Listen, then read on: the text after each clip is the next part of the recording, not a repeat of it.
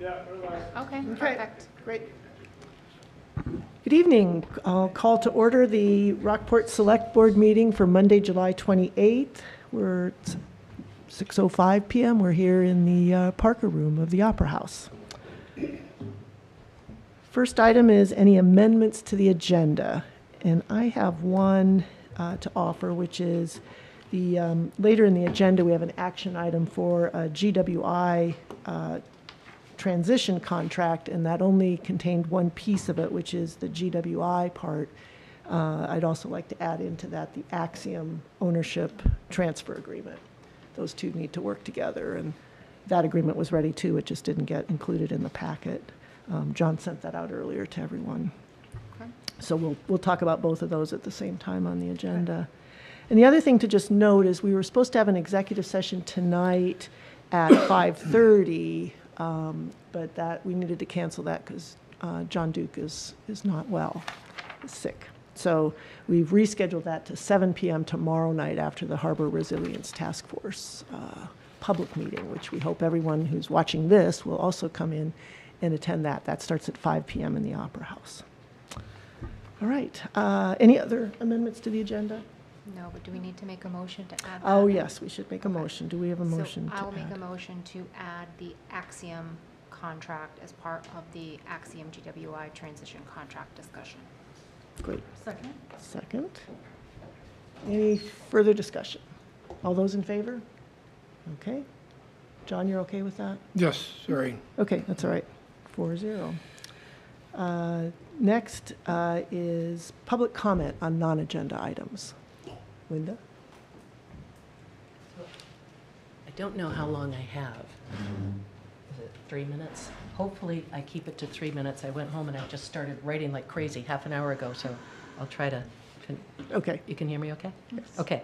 This is about 2 trees, a rural road, and a community town. Let me ask Jeff just to make sure. Is she coming through okay? All right, great. Good? Yep. In 1977, I drove along Main Street, Rockport, not knowing it was Main Street, Rockport. I was just driving along a rural road before going to work at the Whitehall Inn to change sheets on the beds for new guests arriving from New York City or other points to the south. It was a lovely road, and the trees made it shady and cool. In 1993, we bought our house on Main Street in Rockport, and I remembered that I liked that road a lot. It was cool, shady, and welcoming. In 1999, I remember especially when I interviewed Brenda Richardson, then the town clerk of Rockport, who told me that in the 1960s, she would drive her tractor to work every day from outer Main Street to the town office. I thought that was really nice. An easy, slow ride to work with time to look at whatever the landscape was doing according to the season. She said she enjoyed it too, and I always have that image of her in my mind as I drive down past the wetlands. In spring 2024, there was major work on Main Street, and many old trees were cut down. I could not figure out why that was necessary. It had to do with ditching. I understand the need for safe roads, but I did question the need, as did several other residents along Main Street, as to why those trees had to come down. They seem to be set back from the road, further than many on Russell Ave, and other streets in Rockport and the Mid-Coast. Yesterday, I came home after 5 days away in the megalopolis down south and was so relieved to be back in peaceful, slow Rockport. I got the dogs and we went to the Snowball to hike. I saw the ditching at Simonton Corner just as you come around the curve, just before the intersection, and I thought, Public Works is not done. I also saw that the ditching stopped at 2 large old leafy shade trees, maybe maples, I don't know. My heart sank. This morning, coming home from Rockland, I went past the guys cutting branches off the trees. I stopped and asked, "You're not cutting them down, are you?" They said yes, for the town. And I knew they were sad too, just like last year when I stopped to ask them about the large trees they were cutting further east on Main Street. They are tree guys, and they were obviously saddened to take those old ones down too. They said so. I understand that ditches need to be dug so that water can run elsewhere and not build up into ice. However, I never had a problem with ice on Main Street or dangerous conditions, and I drove 2 kids to school every day for too many years. My point in all of this is not to recite a requiem for the trees, but to ask ourselves, can we do better with how we are finessing our community, our beautiful rural roads, our sense of natural ecological grace? Our focus needs to evolve to look at not how we have always done road improvements, but to ask ourselves, how can we do this better? This goes beyond trees, although I would argue that the town, we the taxpayers, have just spent a lot of money pulling these old trees down. And Kerry will tell you tonight the state of our taxes, and I'll leave that up for him for later. But can we spend our money better? Could we just as economically trim those shady trees so they would not impinge on the road? Could we ask ourselves, how do we want our roads to be? Smooth and without curves so that drivers can go fast? Because they already do. I ask you all, you guys as town leaders, to drive on all the roads in this town and drive slowly. What makes this town unique? What makes us want to live here? I can bet a lot of it has to do with the natural beauty, whether we acknowledge that enough or not. Perhaps we all need to ride to work on a slow tractor and look at the trees that have been here a lot longer than all of us. There is an old tree on Route 1 in Camden, right down near the Stop and Go. It thrives right in the middle of the sidewalk, and the DOT is not rushing to cut it down, although the ditching might benefit from it. Let's start asking ourselves those questions. I do not believe those trees needed to come down, but we told ourselves that they did, based on a road model that needs to evolve. I hope we can do that, or we'll continue to chip away at what we love about this town. Thanks for listening. Thank you.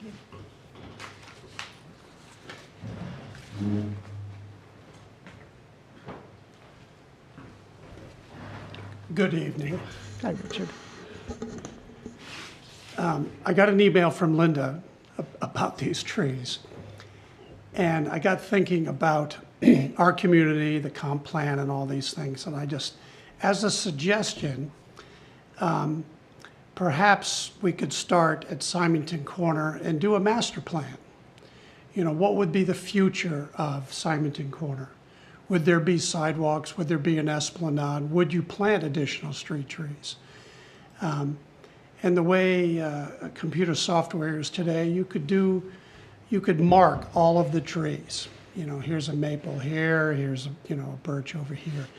And do a master plan where you had the community being part of what would be the best parts of encouraging Symington Corner to look better than it does today. And I think that's a reasonable request to do a master plan. You know, start with a small place like Symington Corner. You could do the same thing in Rockville. You could do the same thing in scenic West Rockport. But I think it's worth studying, you know, all of the elements. There's a lot of people that walk in Symington Corner, and as Linda says, there's a lot of traffic. But I think if you did a master plan, you could plan for the pedestrian uses, plan for pathways, cars. So I think there's a way of making long-term improvements using master plan and the technology of computers. So you could actually see what the possibilities would be, or what different alternatives might be. How far would you extend the sidewalks or an esplanade? You know, would it go up, you know, around the corner to the, plot the streams and all of that. So just a suggestion. Great, thank you.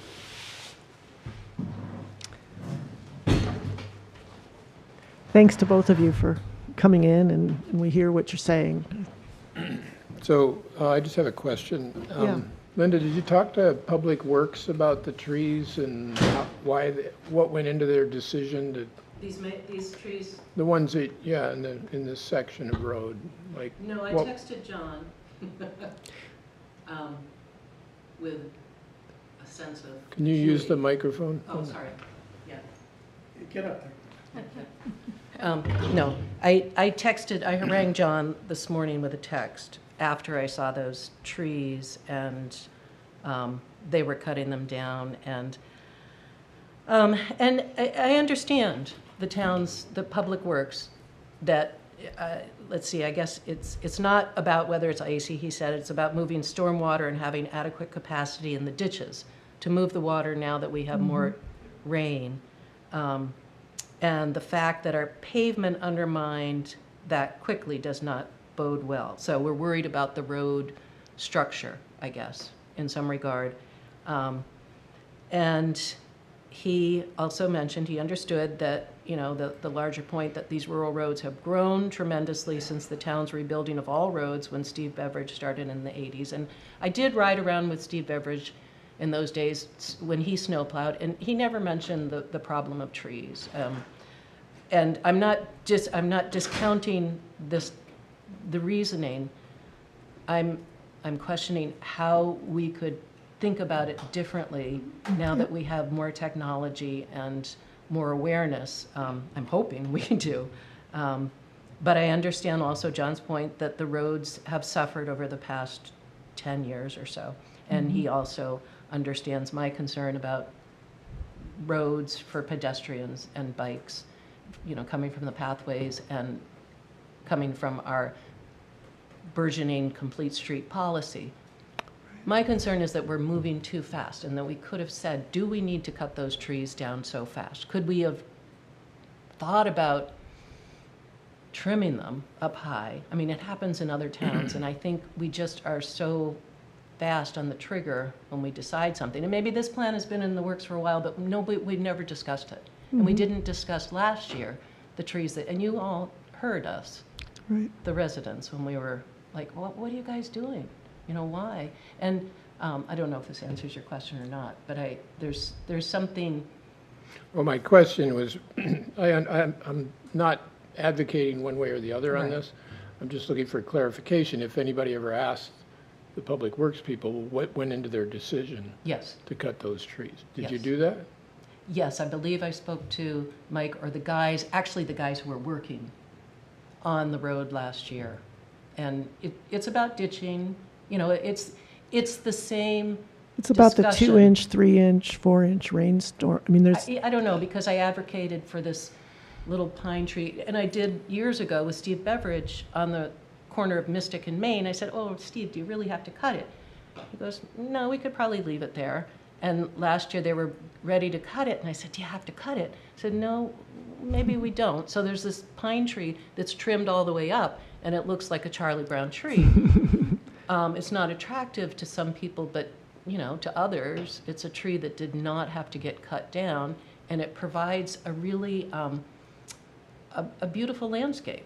no, and I hear what you're saying. I mean, I think we all hear that what you're saying is, let's try to look at this in a different way than we have. I mean, it's sad that already what has happened, but there's a different way to move Yeah, forward. and as we move into other roads, because I know on Vinyl Street, remember years ago, there was a discussion about the stone wall that Public Works wanted to take out, but there was a resistance from residents up there, and the stone wall stayed. Now, you can argue that these things make people drive slower, and I'm of that opinion. When you have things visually, we're apt to slow down just instinctively. And I have worried for many years about how the traffic comes screaming down. And I think in Rockport, we tend to think, let's make it easier for everybody. And I don't think we need to make it easier. Let's, take care of our town. We don't need commuters coming in from Appleton and Hope and screaming down to work. So that we need to put up the signs that say, slow down, you're going 47 and a 35. That's like a reactive thing. Let's Yeah. be proactive. Okay, well, thank you for the Yeah. input, and I think that's something that So I we did can. ask John. It's your question. Thanks. Okay, thank you. Any other public comments on non-agenda items? Okay. John's town manager report is in the select board packet. I think one of the things in there, we saw that the Griff and Linda Lesher wanted another shout out to them for the basketball court. They funded that. Looks beautiful. Yeah, Does it's look nice. amazing. It I do think we should take a moment, and I know it was a really, really hard week, hard month for the town of Rockport with the loss of Travis Ford. And I know some of us had a chance to go to his memorial service, I think it was last week, and, really special recognition for the Samoset. They've done a lot for this community, and they continue to do a lot for this community, and especially Connie. But they provided a great venue to be able to honor Travis, and I think he would be probably mad and embarrassed at the number of emergency services that were there to honor him. But it was a top-notch service, and I know that Travis will be very, very missed in the community, and did a lot for us in our community, and I hope his family realizes that this community will still be here for him. So, we want to make sure we know that they understand that it's a big loss, and the town will go on, but certainly Travis made a huge impact here, so. Yep. It's been a difficult time for Absolutely. many, many people. Next is our consent agenda. And on that, we have reappointment of committee members. Every year, committee members get reappointed for those whose terms have expired. We're going to move Kate Lee from alternate to regular harbor, member of the Harbor Committee, 2 resignations, and meeting minutes from May 12th and June 11th. Do we have a motion to approve the consent agenda? I make a motion, we approve the consent agenda. Second. Okay. Any discussion? All those in favor? Okay. 4-0. Great.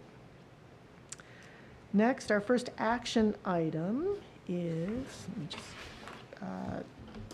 Bradford Scott as a new member of the Harbor Committee. And we've got in the packet both Bradford's application and Sam Temple, who is the chair of that committee, indicating that he and Nancy Albertson support Brad's joining the Harbor Committee. So with that, do we have a motion? This would be for, he's going to finish out Peter Ralston's Okay. 2-year term. 2 year. I move to approve Bradford Scott, the Harbor Committee, with a term ending June of 2027. Okay. Second? All right. Any discussion? All those in favor? Okay. It's a great choice. Yeah, I think he'll add some good background and helpful information. Next is the Axiom, it's described here as Act on Axiom GWI Transition Contract. And as I mentioned earlier in the amendment to the agenda, it's actually 2 agreements. The one that's in the packet is the fiber optic cable network agreement between GWI and Rockport. And GWI, this contract was entered into in 2014. The original contract with GWI was in 2014, and that's what built out fiber. It's about 1.5 miles in the village, basically from the library up to the town office. And there have been some additions, some extensions of that paid for by various residents. And GWI has been providing service on that line for those 10 years. So that contract expired in May of 2024. And in the course of that time, we have the Midcoast Internet Development Corporation, which Rockport is a member of. And that group, we spent a fair amount of time working with GWI, looking at ways in which GWI could remain as Rockport's provider and extend service to the rest of the village, for starters. But that didn't work for GWI for their business model. We were not eligible for any of the grant money that was available.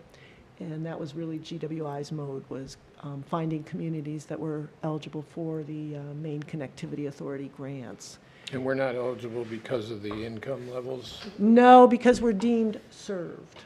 If you Served. have the bad luck of having bad cable internet, you aren't eligible. If you had 0, or if you had the old DSL, then you got all the money in the world build So out it has their nothing to do system. with demographics, it's all No. about service? No, it's all Service. about who's served as determined. Okay, Well, I don't want to get into my own views on all of this, but it's, so that's why we weren't eligible. We were, because we already have cable internet available, it meets the thresholds for service by the FCC. So we had been working with, and I'll describe all of this and then we can get into the two different agreements. Once GWI made it clear that they were not going to be able to work, this didn't fit their business model to work with us. Axiom Technologies had been someone that we had been in discussions with over the course of the last couple of years.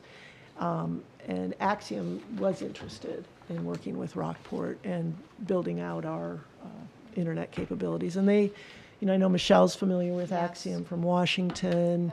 There was just some information in I think maybe Working Waterfront. Idaho now has been connected thanks to Axiom. So they're sort of maybe a little bit better fit for us with smaller communities, smaller projects. They're very nimble and willing to jump in and But do that. We've had excellent service and experience with Axiom, so, Great. where is we? in Washington. So Washington just had all of their town put on Axiom. Are you in, I thought you were in Rockport. Well, I live in Rockport, but I also have a house in Washington. Oh, okay. So Washington just went through that whole entire upgrade. It took a couple of years, but the service has been great and the responsiveness has been very good, so.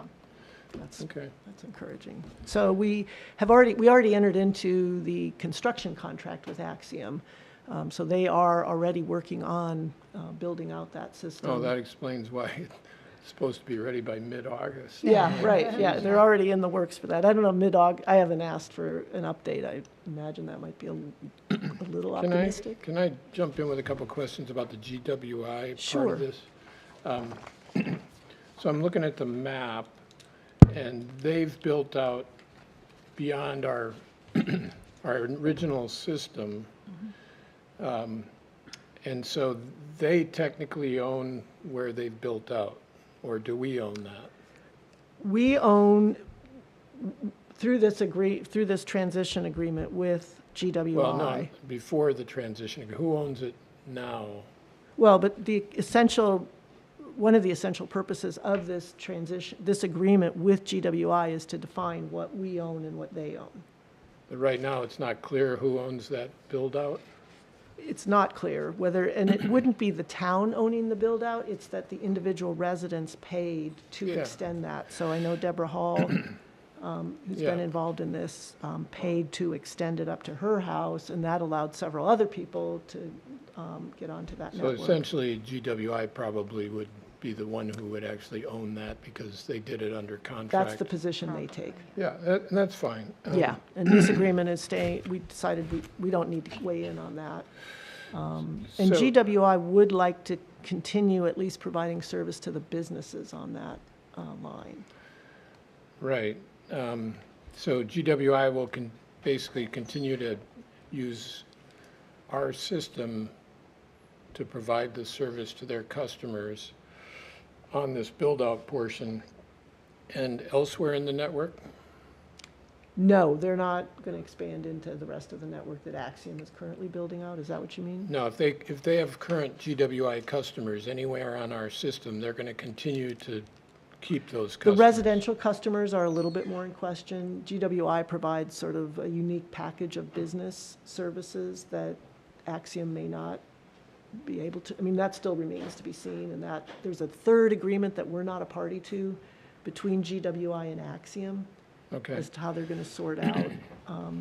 And any customer always would have the option to switch over, Either, right. can choose between Axiom or GWI for those So there's instances. two different maps. What do, So in the GWI agreement, Yeah, the there's the map of GWI. the GWI system. there's the original system and then and then the expansion, they've expanded on it. yeah. 'cause I was Yeah, gonna that say, 'cause shows we have going down fiber. Mechanic Street, exactly, yeah, Yeah. it comes up Union.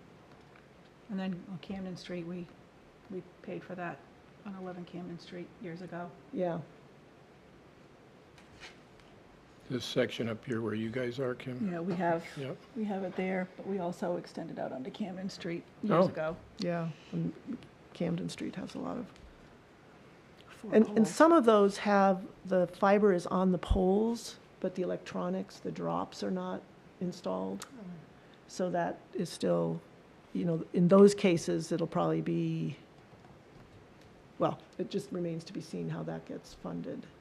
So in the old agreement, the town retained ownership of the network. Well, in the old agreement, GWI constructed everything. And the idea was that it transitioned to the town at the expiration of that agreement. Oh, So the town, so it has. it has, reverted- It's yes, reverted it's to the now town. ours. Okay. And now we're transferring it to Axiom in exchange for the construction work that they're doing and the commitment to expand beyond what we even see in this agreement with Axiom. The idea is to go further than just what we see here. Yep. But we need to start generating, or they need to start generating some revenue. So the GWI agreement is just to clarify that it's now Rockport's. Yep, and, And then this one says Rockport to Axiom. yes. Okay. With a gray area. Because the build-out is. With who owns some of the build-out areas. Yeah.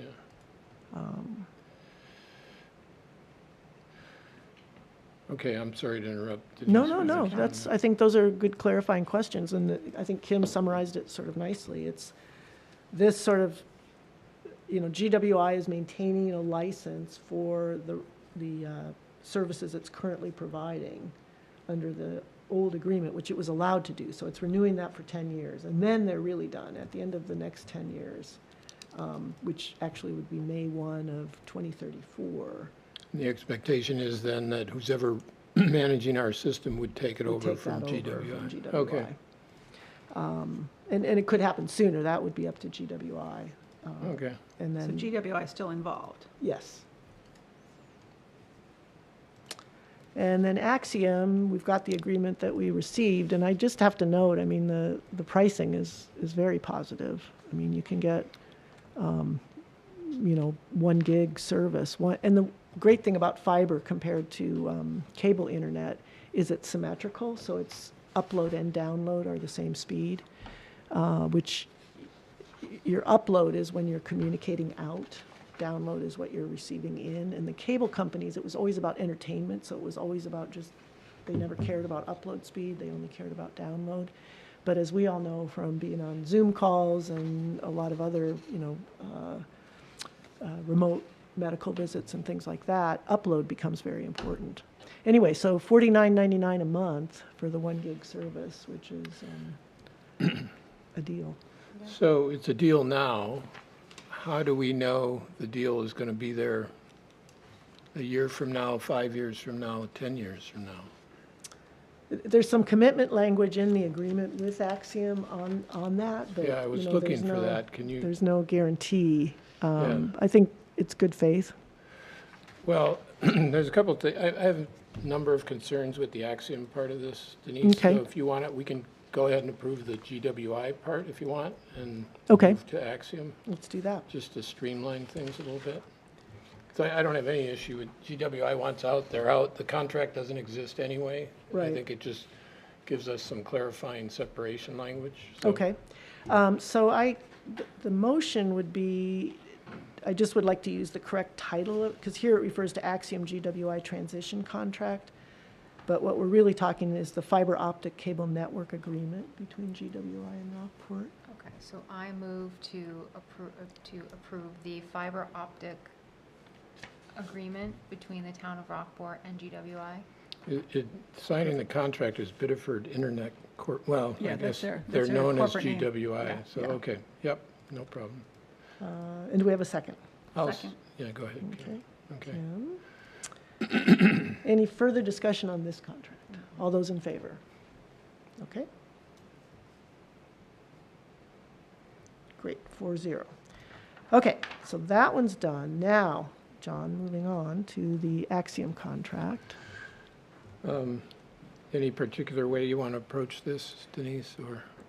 Well, I mean, I think we presented with the Axiom contract. I have, just through Midcoast Internet Development Corporation and this particular work now within Rockport with Axiom and with Mark Willett, he's sort of been a player in the community internet world for quite a while with the National Digital Equity Center and Susan Corbett and all these people. He's very highly respected in the state. So he comes in at this with a very sort of And this community-oriented person approach. is the owner? Mark Willett is the owner, yeah. All right, so, but he could sell at some point, True. so there's no guarantee of that. Okay, Yep, true. so, I don't know, I guess I can just start with some. I Yeah, mean, if you I have just got questions this and anybody else, let's have I a. just got this an hour ago. I know, so- Yeah. and there's a nice, it would be nice to get it approved tonight, but if people feel like they haven't had enough time, I'm Yeah, not. I think I have quite a few concerns, so I just want to downgrade the expectation that this can be approved, because I can't approve it Okay. as it's currently written. According to this, right off the top, they become the owner of everything that's been built to date. Does that have to be there? Can they? It does, because what will allow Axiom to build this system out for us is investors. They need investors to fund further. I mean, they have what they've built for us. They're going to generate revenue from that. But if they can get some more investors supporting them, that will give them more capital to build out the system down Route 90 through the rest of Rockport to the south has Fidium fiber internet. So there's a lot of people in Eastward and the subdivisions along Old County Road. It's the old 542 telephone exchange, I think, that from Rockland, that is where Fidium went to out on 17. But then we have Route 9. We have big chunks of Rockport that don't have fiber. Richard? Do you want to come up to Use the mic? Just microphone. yeah, because Yes. people from home, if people are watching, they can't hear you. So currently Rockport owns the system based on the contract terminating. Right. So could there be something like that for Axiom where should their contract terminate, then everything Yeah. goes back to Rockport? I was going to get to that as an alternative, or could we just give them a guarantee that they can use our system through the life of the contract? Well, it's a question, the ownership, the model of community ownership has changed. That was sort of what we started under MIDC with. We were going to be the runners and the owners and all of that. We'd hire it out. I'll just say, we don't do a very good job of that. We have almost not one record from the last 10 years of this relationship with GWI in the town I office. thought it originally was a We- grant. We had to ask GWI for a copy of the contract with them. We didn't have a copy of the contract. We were supposed to be getting all these monthly reports. There was zippo. And towns don't do a good job of this. You get a group of people who step in now and they're all over it. They move on and do other things. Everybody forgets about that hot new contract they entered into. And it just, until somebody else says, hey, what about that? So because when I got involved with Midcoast Internet Development Corporation, I love the model of community internet and that we would be generating this revenue, we'd be able to expand our network. But the reality is that's not what's happening out in the marketplace. And it's partly because towns, you need more people than we have to really care about this and keep moving it forward. Okay, Wouldn't it so, make sense to try to help or leverage them to move things down Route 90 where businesses are, where there's more business? Absolutely. I more mean, that's their customers? plan, to do that. So we're taking this in bites. So this contract, the construction contract is, initially was to get service from, down to the harbor master's office, basically. The harbor had no internet service. It was using a transponder from the Opera House.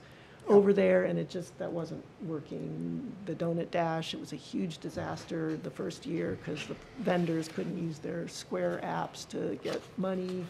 There just wasn't the internet service. So that is what this started as, and then, as you can see from the maps in the Axiom contract, they've are planning to go up Amesbury Hill and down C Street and sort of build out to the Route 1 boundaries of the village. And then that will be generating revenue. I mean, once you, and this has been using our ARPA money to build this infrastructure, and once that gets going, then the $49.99 a month, that starts building up some cash so that they can further, and Route 90 is definitely where we want to So go. there's no fiber that's going down Route 90 now? I Not thought with, there was. not with this, but we have been talking about the notion of micro-trenching along Route 90, trying to collaborate with sewer and fiber out Route 90 so that when you're digging something up, you can sort of combine the infrastructure. Okay. Sorry, Richard. No. Yeah. Well, thinking of this as a business relationship, emotions out of it. To me, we have a fairly sizable asset that's attractive to them. And so where are we leveraging the value of that in this agreement, I guess? And that's where I go to things like some guarantees on rates, some, if the contract ever doesn't work out, can we revert ownership back to the town? There's quite a few things, sharing data on, there are some references to sharing data on customer service and that sort of thing, but it feels like it's leaning very heavily towards Axiom at this point. Just objectively looking at it, I think. It could be that's just my initial read is giving me that, but I didn't. Would anybody provide a rate guarantee for any service? I don't. We wouldn't, there's think they nothing would. better than Axiom. I mean, our choice at this Right. point is. Well, I'm just using that nothing. as an example. Well, yeah, I mean, of- I understand your concerns, absolutely, want to make sure it's to the benefit of the. We're giving of up the town, something but- that's, they're going to be able to lucrative. attract investors. They're, Right, right. that's what we just Well, clarified. because we're not in the business, so it hasn't, Right. Right. They're in the business to do that. But we we've don't- where got it something doesn't- that they would value. that they Right, would but what- value. but But what is our GWI other doesn't option? value it, nobody Right, else what's values the it. other option for the community is the challenge, right? Well, I'm just So- saying that I'm not saying we shouldn't do a deal Oh, with yeah, Axiom. I I'm just completely saying get we your should concerns, but- ask for a few things that currently maybe aren't here. That's all I'm saying. And we shouldn't think that we have to go begging for Well, somebody this to. wasn't a one-sided, I mean, they didn't just present it to us and we said, oh, great, thanks, and. Well, it's the first came time to I've you. seen it, that's all I'm just saying. Right, I mean, and John, maybe because of your particular interest, I'd be happy to sort of set something up where you could, because I hate to take up there's been a lot of work done behind the scenes on this, and I totally appreciate, I know you were involved with MIDC, and maybe not formally MIDC, but the Mid-Coast Internet Coalition, the group that was initially trying to develop internet. So that maybe it makes more sense if Deborah Hall, Mark Willett, and I got on the phone with you and you could ask some questions and get some more comfort. I don't know, I'm not trying to leave anybody else out of it. It's a very wonky, detailed discussion, and I appreciate that. Well, the parts that I'm concerned about aren't necessarily wonky. Okay. They're more just about a contract, a business transaction. Right, but a rate guarantee Well, isn't something, but the what way kind? they've talked about fees, there is a reference to paying the town fees Right, in Schedule A. and they've been very supportive of that. Let me just, again, I haven't been living and breathing this contract the way you probably have, Denise, so I apologize. So Schedule A, where is the fees for the town of Rockport in this Schedule A? Maybe I'm missing it. So the GWI customers that remain on the system shall pay $30 a month, $360 a year, for the cost of Axiom now maintaining the fiber network. So we're going to get $30 apiece per month. per month For every GWI customer. for GWI customers. And who gets that? Does Axiom get that? We get- It's worded here, it will ultimately go to Axiom as part of, again, the money that they need to expand the service. So I guess your point or your concern, John, is what's in it for the town, right? So we're giving up some miles of fiber, if you will, for a business to be able to grow their fiber. And it's In our exclusive. town. Right, right. And so what does the town get in return for that? And I think we've got to balance that with what are we able to offer residents as an option if GWI isn't going to be a viable option to expand or to even continue the service. So do we know how many GWI customers there currently are on the system? 20, 25. I didn't wow, bring it's all a that with small- me. yeah, it's They smaller than never expanded Yeah, them. It yeah, was it's supposed to have smaller than I 69, and we were expected, supposed to yeah. get money from it, and they never really expanded the network. So we And- haven't been getting any, at this point, we haven't been getting any benefit? No, from we've the gotten GWI. nothing, Okay. because we have no records. Oh, okay. Okay, well, that, So GWI's been using our system and we've been getting no revenue out of it? Right, because it was supposed, the idea was there would be this monthly accounting. Eventually, we would have paid the construction costs of the system to GWI. You know, it was sort of an offset of the, I think at that point it was $14 a month is what each customer's bill would represent payments to Rockport.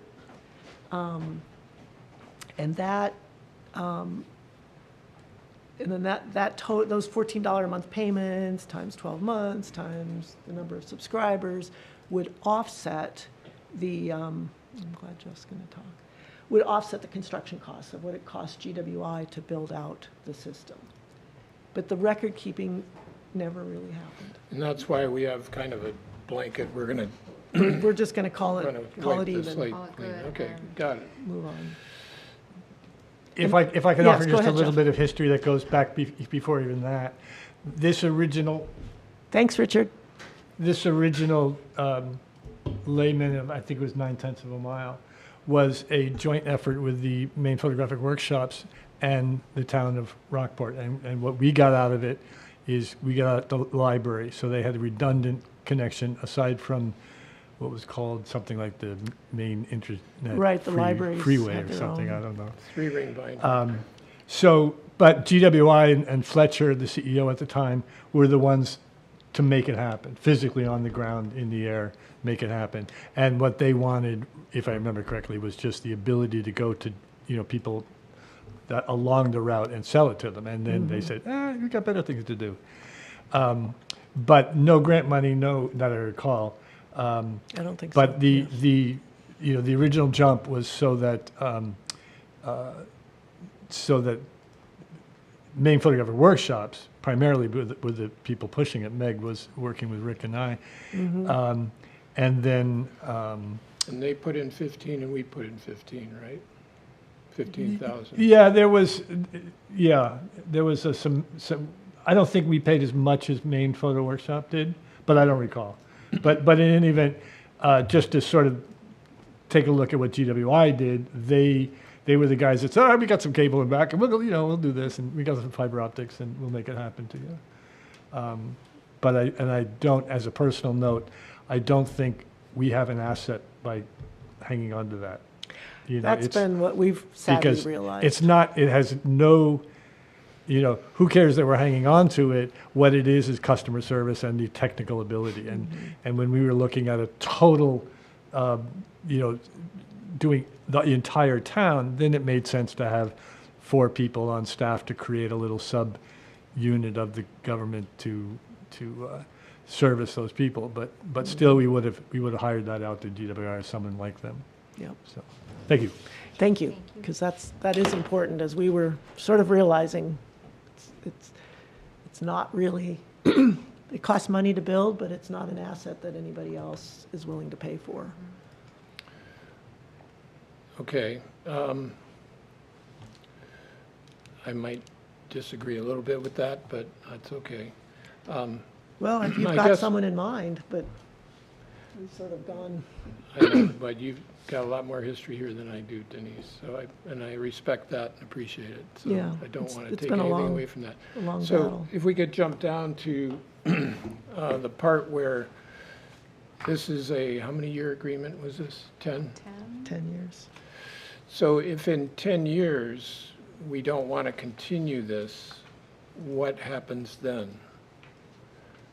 If Axiom says, we're going to leave Rockport, we don't, Well, then we've, I mean, this is all assuming we're all going to enjoy peace, love, and harmony, you know, and low rates and great speeds, but what if? right.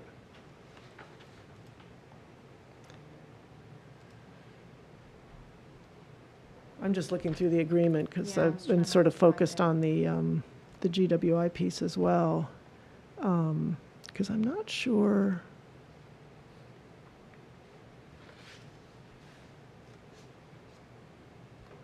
I don't think it has a term.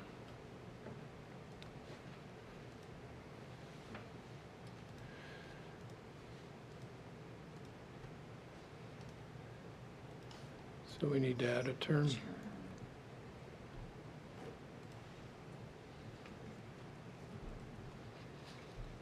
Let's see, terminations of parties law or terminate a contract.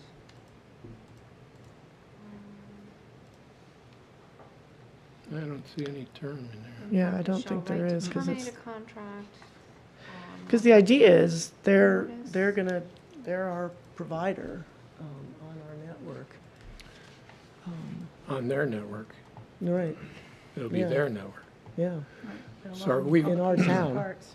yeah. you know, I do like the fact that if there was something in here about continuing to provide the towns access to it sounded like Right, we in can do our own, perpetuity, yeah, the 24 CT. wherever that was. I can't remember where that I was. think that's as part of the transfer, growing and expanding the system as revenues and demand allow with two goals. This is, so in the, on page 1.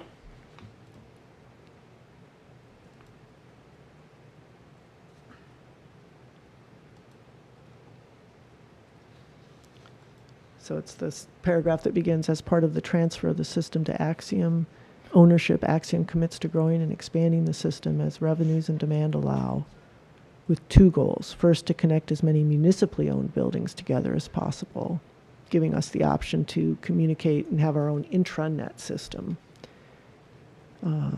Yeah, there's a funny sentence structure here, Denise. Or maybe it's just the terminology. 24 CT, Yeah, and dedicated fibers. CT is referencing, 24 count. Dedicated Count. fibers will remain available for the town to use in perpetuity to facilitate any town internal internet needs. okay.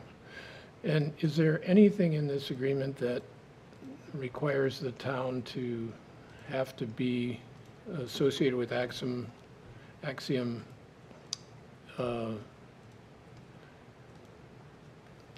for the life of this Like, we can't contract? choose another Right. Another vendor, is that what you're provider. saying?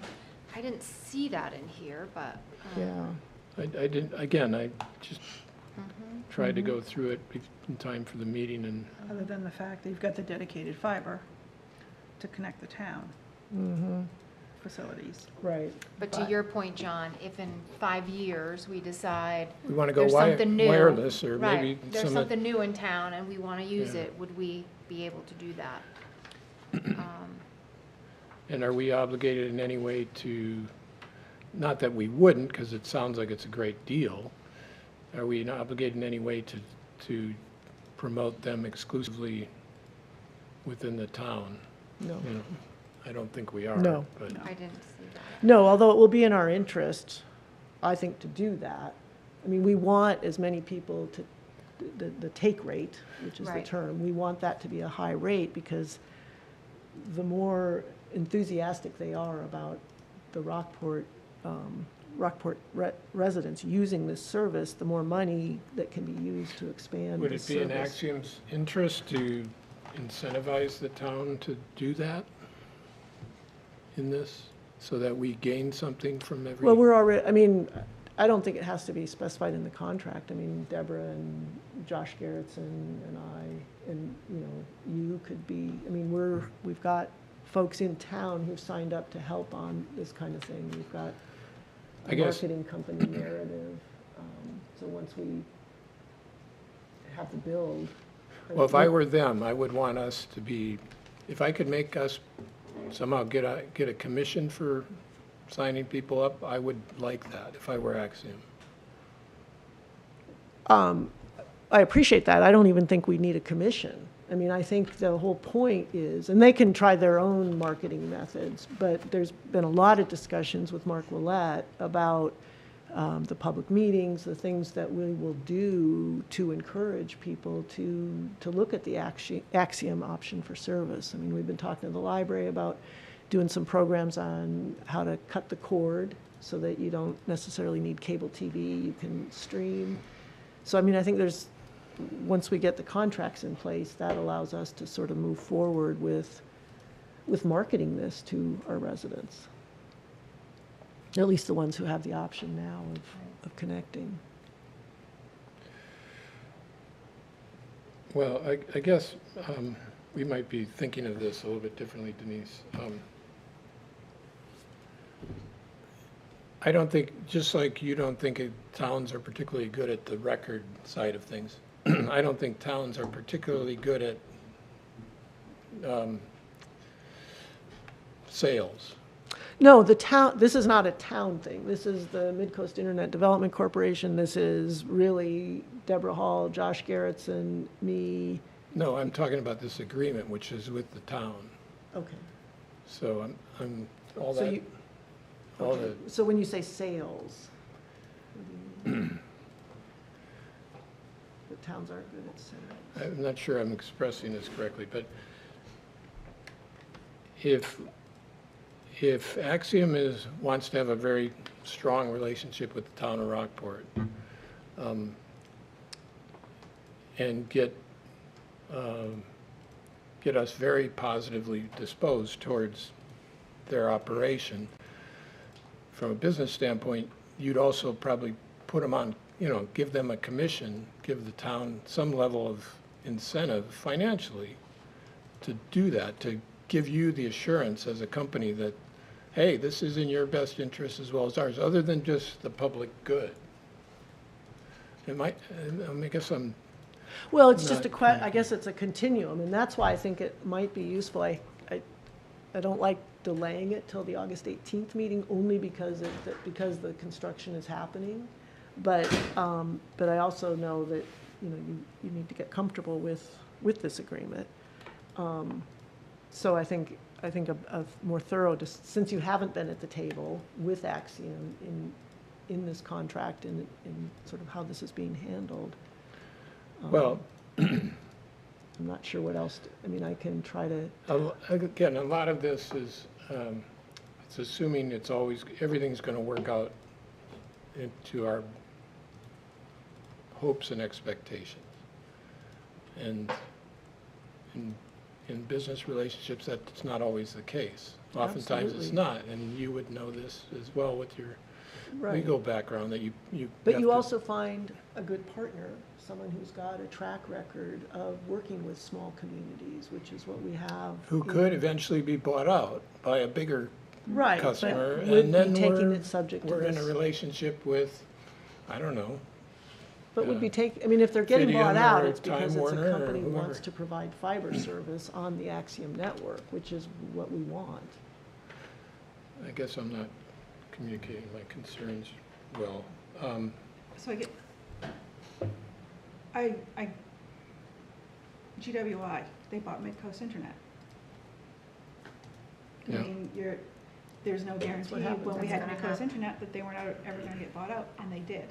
Right. And so, But then service And we're not gonna continued. we're Service not gonna continued. control that, right. now we didn't have the little office in Rockland to deal with anymore, but,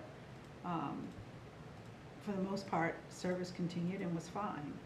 I mean, I don't know how it works with other towns as far as letting in internet providers and what have you. Way back when Adelphia came to town and some of the others, I don't know if the towns, did they have to agree to give them access? Is that how that worked? I don't, like Fidium didn't have to ask the town, they just came in and, So Well, they, I don't, I guess I don't see, from my point of view, I don't see what the issue is. We're passing the reins over to a company that can take this and run with it. And we're to not do. getting anything today, so it's not like we're losing, right. we're not losing anything Right. by having a company We're expand. no worse off and we're potentially a Right. lot I mean, better all off. we have right now is, hey, we have a fiber network in town. That's all we can do is pat ourselves on the back with that right now. It's not gaining anything for us, it's stagnant. And I look at it as, give it to someone that knows what they're doing. That's my take on it. We're not getting money, we're not losing money with it. Right now, they're offering decent rates going forward, but so does every company. I mean, every company you sign up for internet, gives you a great rate the first year, and then they, And this is Axiom's rate that they've been charging in the other communities, you know, because for for a a while, while. not as just a 12-month sweetheart deal. They also offer a seasonal rate too, which a lot of companies don't any Right. longer, so for some That of our would be residents attractive for- yeah. in Rockport, that is attractive. I personally, I didn't have any concerns with the contract. Again, I know we're not getting owed anything from what's out there now, and see it as an opportunity for us to have a service in town that can be expanded. I'd love to have it out on Route 90. As Mhm. someone who works from home and needs reliable internet, I'd love to be able to have that. So I personally, I mean, I understand, John, your concerns. I understand it'd be great if there's something in there that, you know, there's a big kickback to the town. I just don't think we're going to get that. And I don't think there's any other service out there that's gonna offer that either, so. okay. Can we need to add a term. Can we do that? Well, I don't know if that is in our interest. Or are we just walking away from,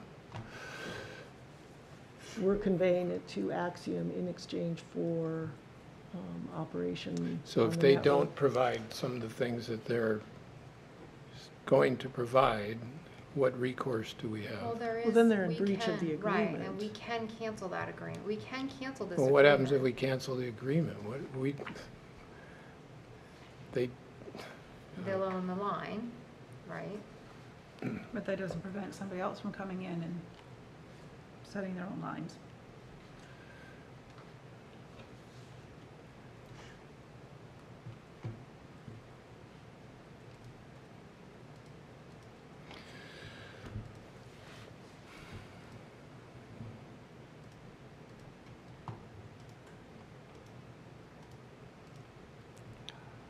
Let's see.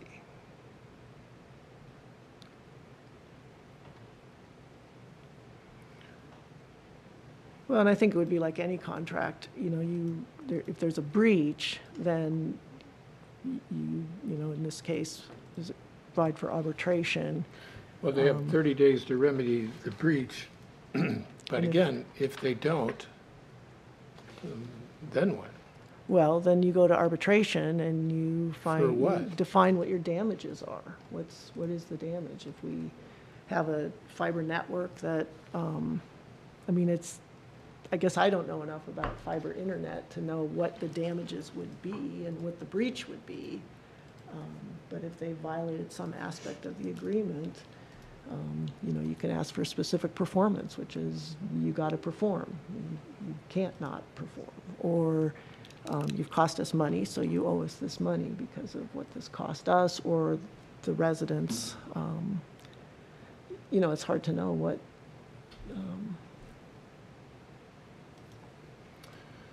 Well, again, I think if they just walked away from this whole thing, they decided, look, the business model's not working, we're not getting enough people to sign up. We want to shut, just like GWI, we want to get out of Rockport. Well, GWI doesn't want to get out of the existing Rockport they have. They just don't want to expand. Okay, well, whatever, I mean, yeah, it didn't work out for them the way they thought it would or could. I don't know. I don't know what happened with GWI, why they. Okay, well, Yeah. again, I was there in the room when Well, we no, were I'm not talking saying, with it's just we've GWI, been in and it dis- was like, everything is gonna go great, and, Right. you know. and But now part here of we that are. is because the town disappeared on them. You know, there was no pressure, there was no engagement with the town and GWI once that agreement got. If I were GWI, I would look at that and said, I should have given some greater incentives to the town to really get behind promoting subscriptions and all that. That's exactly my point. Well, it depends on, I can see it the other way, I guess, is that I felt like GWI should have expanded. I mean, there were obligations under that contract to have served 69 homes, and they only got to 20. And you'd meet new people in town, and you'd be like, do you realize GWI goes right by your house? Oh. And then I- they call and get service, but GWI never approached them. I know. I had no way of knowing anything about GWI, and I was in there helping set up the whole deal. I just was shocked by Yeah, how it- lack of marketing, lack of. So, but could Axiom end up doing the same thing, and we're right back where we are today? Only we've given up ownership of the system. So is there a way to put in here if for some reason there's a breach and they can't remedy it, we can take back ownership of our whatever the fiber system is that they've created? That would seem reasonable. Oh, I don't know, John. I mean, I guess we could renegotiate the contract if that's what we're talking. I mean, I really don't know. I don't know enough about, I know that this is the best deal we've been able to come. Axiom is the only entity, and this is from working through, in the state with other fiber service. I mean, we've talked to Otelco, who's now GoNet Speed. We've talked to Fidium. And we have not been able to get anybody interested in sort of the center Rockport area. Camden's all built out now, Rockland's all built out. We've got this donut hole, as they call it in the business, of the center of Rockport. And Axiom's the entity that we've been able to find that's willing to do this for us, that has a good track record in a lot of other small communities of making this happen. Who built out Camden? GoNet Speed, Okay. which is Otelco. It used to be the old Otelco. And we've talked to them?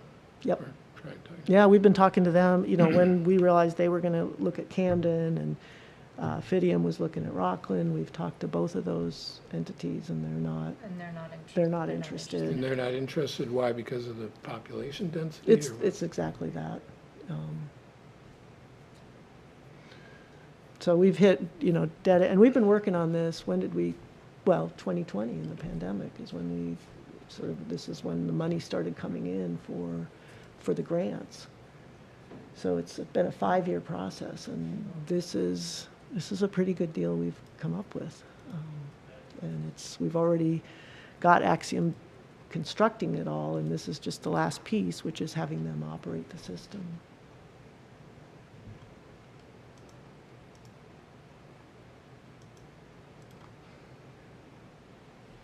In our committee, so Josh, Deborah, I mean, they've reviewed this. They've reviewed They've had this. no Phil concerns Saussier's with it. reviewed, our lawyers Okay, our reviewed lawyers this. have reviewed it. Yeah.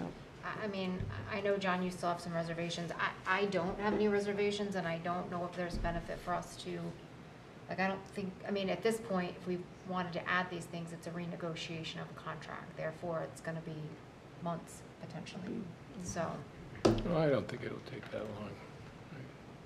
To me, it doesn't sound unreasonable, one, to put a term in of some kind, with some kind of in the event there's a breach, what can we talk about for,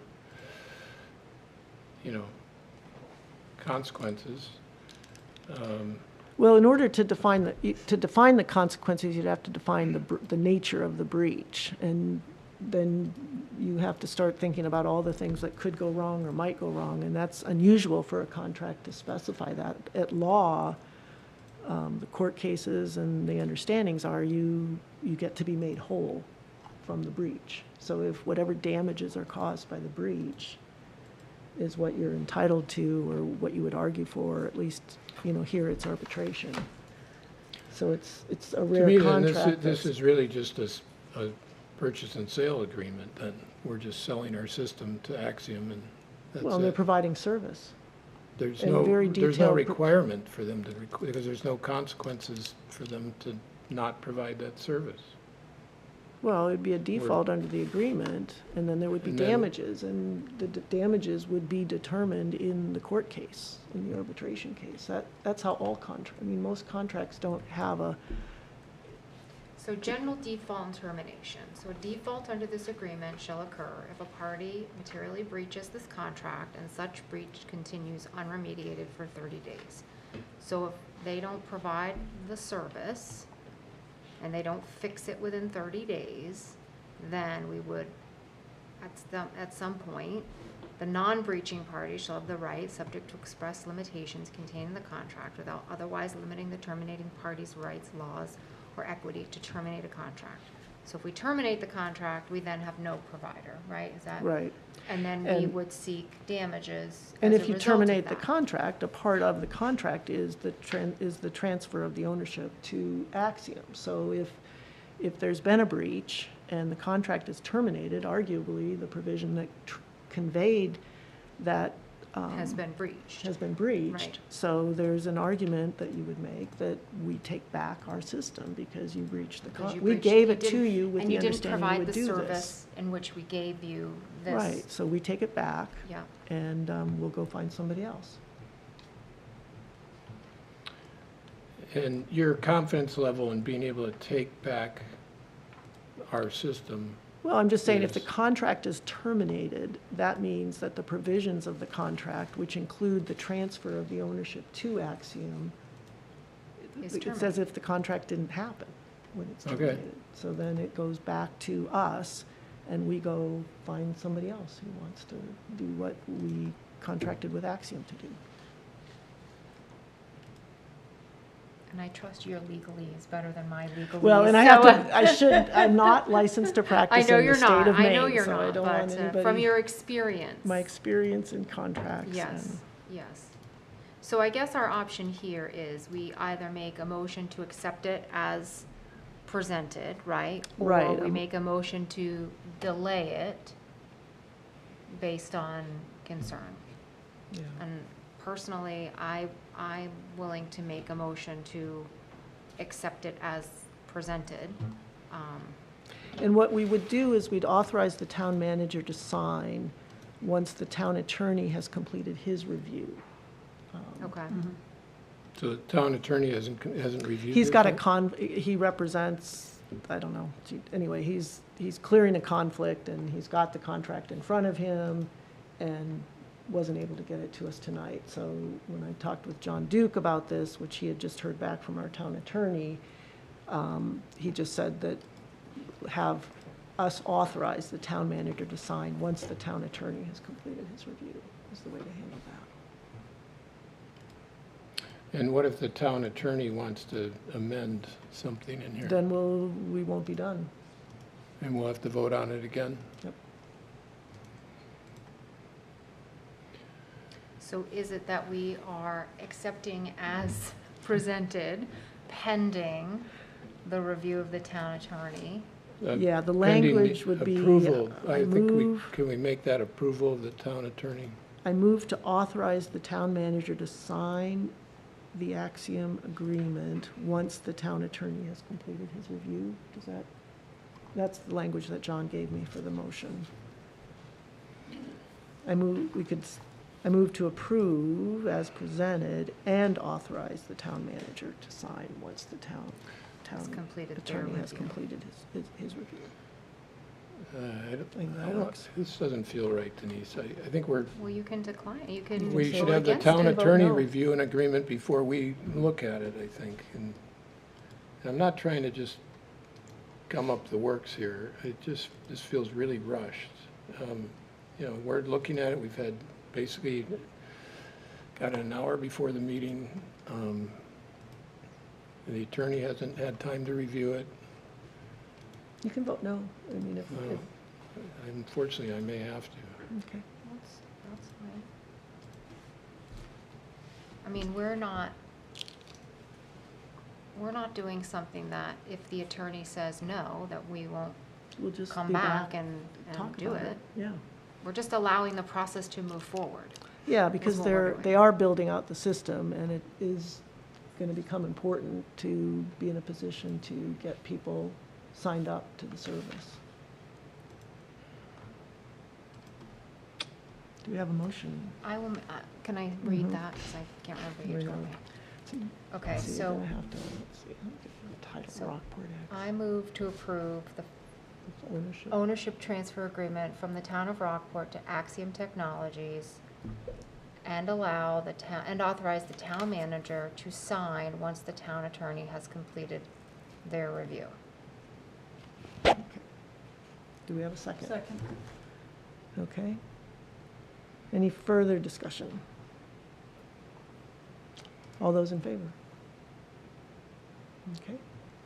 All those opposed? Okay. Okay. Oh, thank you, that's tough. But I think, Well, I do Well- appreciate all the time you put into this, Oh. Denise, so again, I'm not, no, I appreciate that, John, I appreciate the, and I certainly know how far back it all goes. yeah, yeah, you were part of that. All right. Yeah, so let me find this agenda that got, I think we're next on the comprehensive plan implementation task force change. yes, good. Okay, Orion. You're up. How's it going? Good. So, well, we have a comp plan, now we need to implement it. So one of the processes, or one of the steps in this process is to create an implementation committee to help guide that effort from a community-based approach. So what this committee will do, they'll digest the comp plan and they'll say their thoughts of what should be focused on. And the idea is we would take it at a point in time where we could incorporate that into our capital improvement plan, into our budget process, and into the committee's work plan. So if we queue it up nicely here and get a few people that want to join, I've heard back from a few that have asked. If there's anybody else that's interested in joining, by all means. Then we have the potential of getting in line for next year's budget process and the work plan process. So, do you have any questions for me? I don't think so. So No, nine, this no is- more than 9, is that what I read? That's what, yeah, I've Okay. proposed that. There's not a set number that Okay. can be changed. I found with the various committees we have, when we keep it under 10, it's a little more manageable. Yep, Mhm. makes So- sense. And it looks like you're going to try to have, committee members who are already on other committees in Correct. town, otherwise engaged. Yes, yeah, that's the intent. Since we have so many committees that are intertwined within this comp plan, it'd be Yeah. good if they could participate and get in line with what their work plan is, and then they're in the know. Mhm. So that's the thinking. So the idea is to create a group that, looks closely at the comp plan and figures out what the priorities should be for the next, So a community-based group that's going to make the recommendations that they see to the select board. And the select board's going to say, great, we're going to either do it, or, maybe you know of something as a select board that we should focus on a little more. So the idea is to have a community group that puts this forward. Puts the recommendations of implementing whatever. Comes to us with their recommendations Correct, of so the they're gonna put their priorities. recommendations forward of whatever in the comp plan that should be implemented in their perspective. so the comp plan already has schedules in it of, priorities and implementation. That is correct. Are we assuming that some of those may have to be put off and some may be brought forward, or are we? I'm not making any of those assumptions. I'm saying what we don't know is grant opportunities. I'm not saying that we wouldn't pursue something that's not within the comprehensive plan, no. But say they recommend a list of 5, but there's a really good grant opportunity that is in line with the comp plan and in our capital improvement plan, maybe that's more advantageous for the town as a whole than what was recommended. That's what I'm saying. So there's a lot of ideas in the comp plan. They're just kind of helping winnow it They're down helping to whittle it saying down to focus. which ones should we really try to prioritize now? Or Yes. which one do we do this year and which one can we think about doing next year? Correct. Make sure there's a capital investment plan to line up with the comp plan, that the budget's lining up with it, et cetera, et cetera. Okay, I'm just trying to work with the idea, the notion, and the mission of the group. Sure, and one of the battles that, you know, and why this hasn't been before you as of yet is we have a lot of committees, and so how do we make sure we don't step on people's toes by having another group that says this is what we're really going to focus on? So there's a balancing act that's going to go through with it. I think we'll be okay by picking from all the committees that we have, or at least 9 of them, and we kind of go in that direction. Yeah, that seems like a good broad-based support of the, I think so. yeah, I think so, and there's a lot of them that have overlap from other committees too, Yeah. so, you know. yeah. That answer your question, John? Yeah, I mean, I think intuitively I can feel where this could go. It's just, I worry a little bit about So, you know, the it's. implementation of its, Yeah, so the state has a, in their statute, it's part of their process, so that is in line with it. Most communities don't really have the staffing behind them to really implement a comprehensive plan. So the idea is to get, you know, a group of a committee together to help with that process. So that's what it's in line with. I think we're fine with staying in line with it, having a committee that goes with it. Is it a requirement or is it not a requirement? I can't get a solid answer out of our attorney on it, so we're going to stay in line with getting the committee together. you asked the attorney about what? Whether or not a comprehensive plan implementation committee is an absolute requirement. Oh, okay. Yes. I like to check. Okay. I think it's a good idea, though, even if I it's think not it's a good required. idea. I'm not 'Cause saying how that we else, don't do it. I'm just saying yeah, I don't know. how- another committee, or do we just assign, you know, in a work plan, like broad sweep to all the committees, implement the comp plan? Is that too much? But if they're Yeah, proposing a few things, like those are the different I ideas think that I you was need thinking about. I think you I'm should not have sure. a committee. yeah. Sounds good. Yeah, otherwise, so much work went into that comp plan, and Right. as people have, you know, worried about, does it just end up on a shelf? And Sure. Yeah, I you think know, We don't want that's it the in a danger. function. That's why I like this idea, and it's, the comp plan is so extensive. Yeah, that and I it- would much it rather is- have someone come to us and say, A, B, C are great, let's do Yeah. it, instead of Right, us yeah. trying to So sort through I that. like this I idea, Ryan, I'm glad you're bringing it forward. Do we have a motion? Yeah, I'll move that we establish, I guess it's in the packet that we should do the. Move to approve the comprehensive plan implementation task force charge as presented?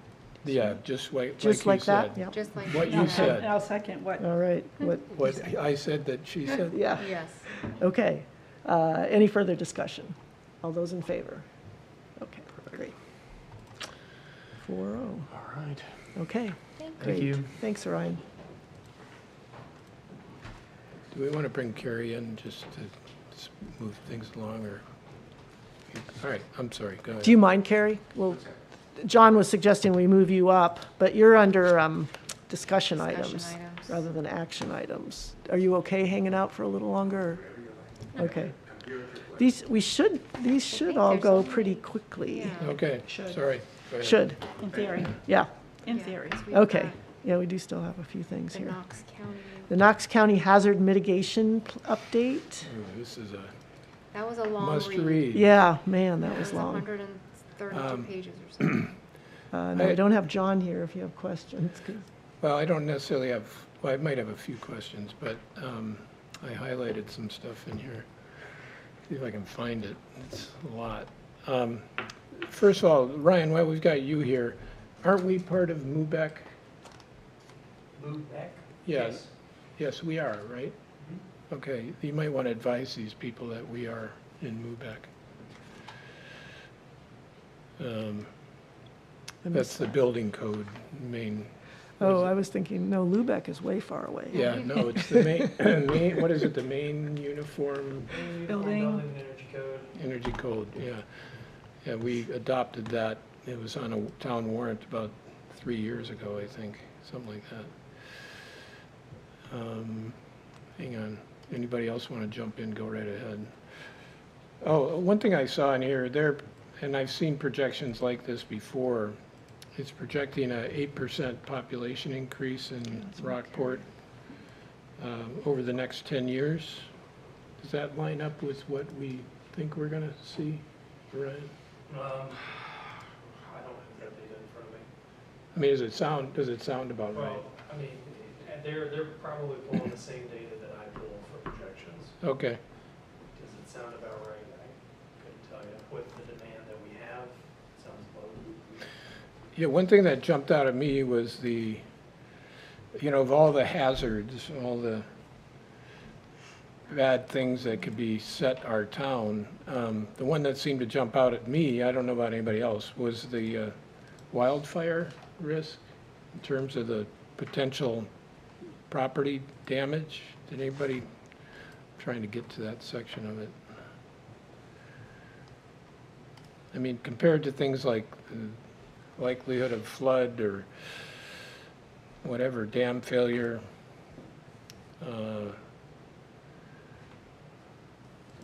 I don't know where they came up with their estimates on wildfire damage. It's way down in here. I think it's like 175 or something.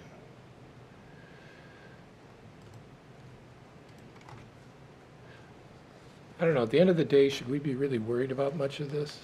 I think it's been as John introduced it here, it's been, communities have been fully Taken a engaged in year. this. There's been a lot of people who, and maybe Orion, do you have any familiarity to give us a little bit of background on the preparation of this? I mean, as I read it, it looks like it's been, a lot of work has been put into this and A lot of people, work from Knox County. That Right. was there's questions that they asked us, and I know Midcoast Council of Governments, they did some work into it. That's the extent of what I know about what went into this. yeah. I don't think it's something we're expected to like edit or revise. No, I'm not suggesting anything like that, and I'm Yeah. fine signing it, just kind of observations, like, it's really sort of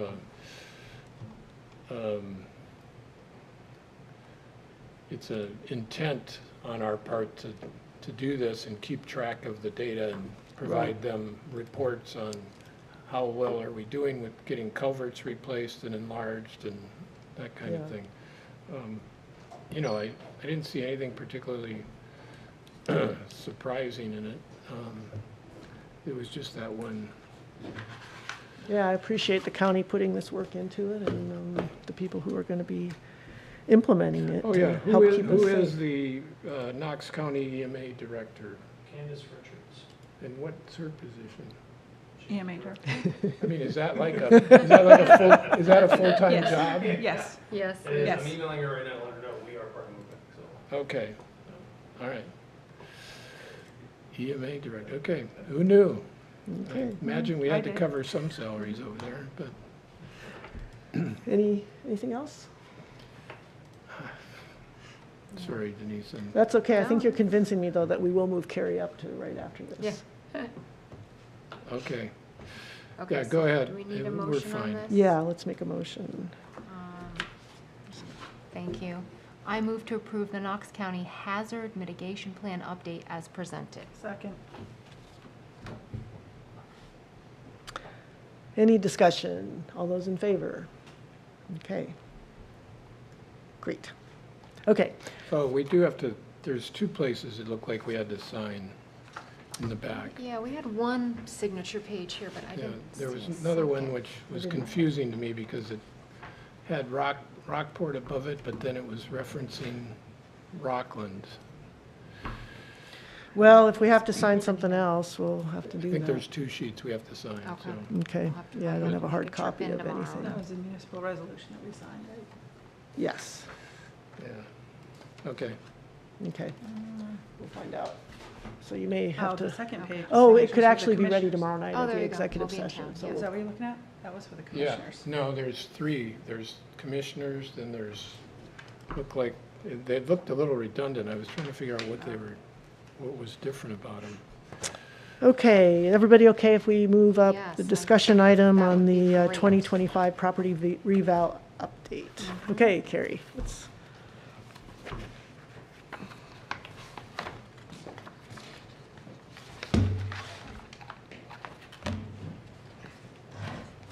Hi, everybody. Hi there. Hi. Thanks for, sorry that it's taken this long to get to you, but Nice. thanks for Well, coming. Thank you for moving me up. Yeah. It's nice to see you all. I'll start off by apologizing.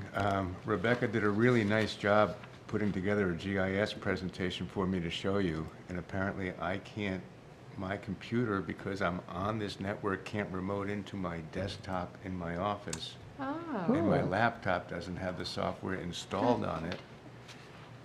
Anyway, I can describe these very nice graphs you would have seen. Okay. But one of them being a bell curve, a really neat bell curve of the percentage of values going up that show how evenly distributed that is. And so it was pretty fascinating to see it come together. So does that mean among all, the So- valuation increase in Rockport is a nice, even It's a across nice the bell board? curve. So, I mean, there's a whole bunch of people right here in the middle, and it drops off like this on both sides. Yeah, with- both the lower with income and the under higher and income. over, and with the majority being right close to the middle. So, So what does that tell you? well, it tells me that the tax burden is distributed evenly.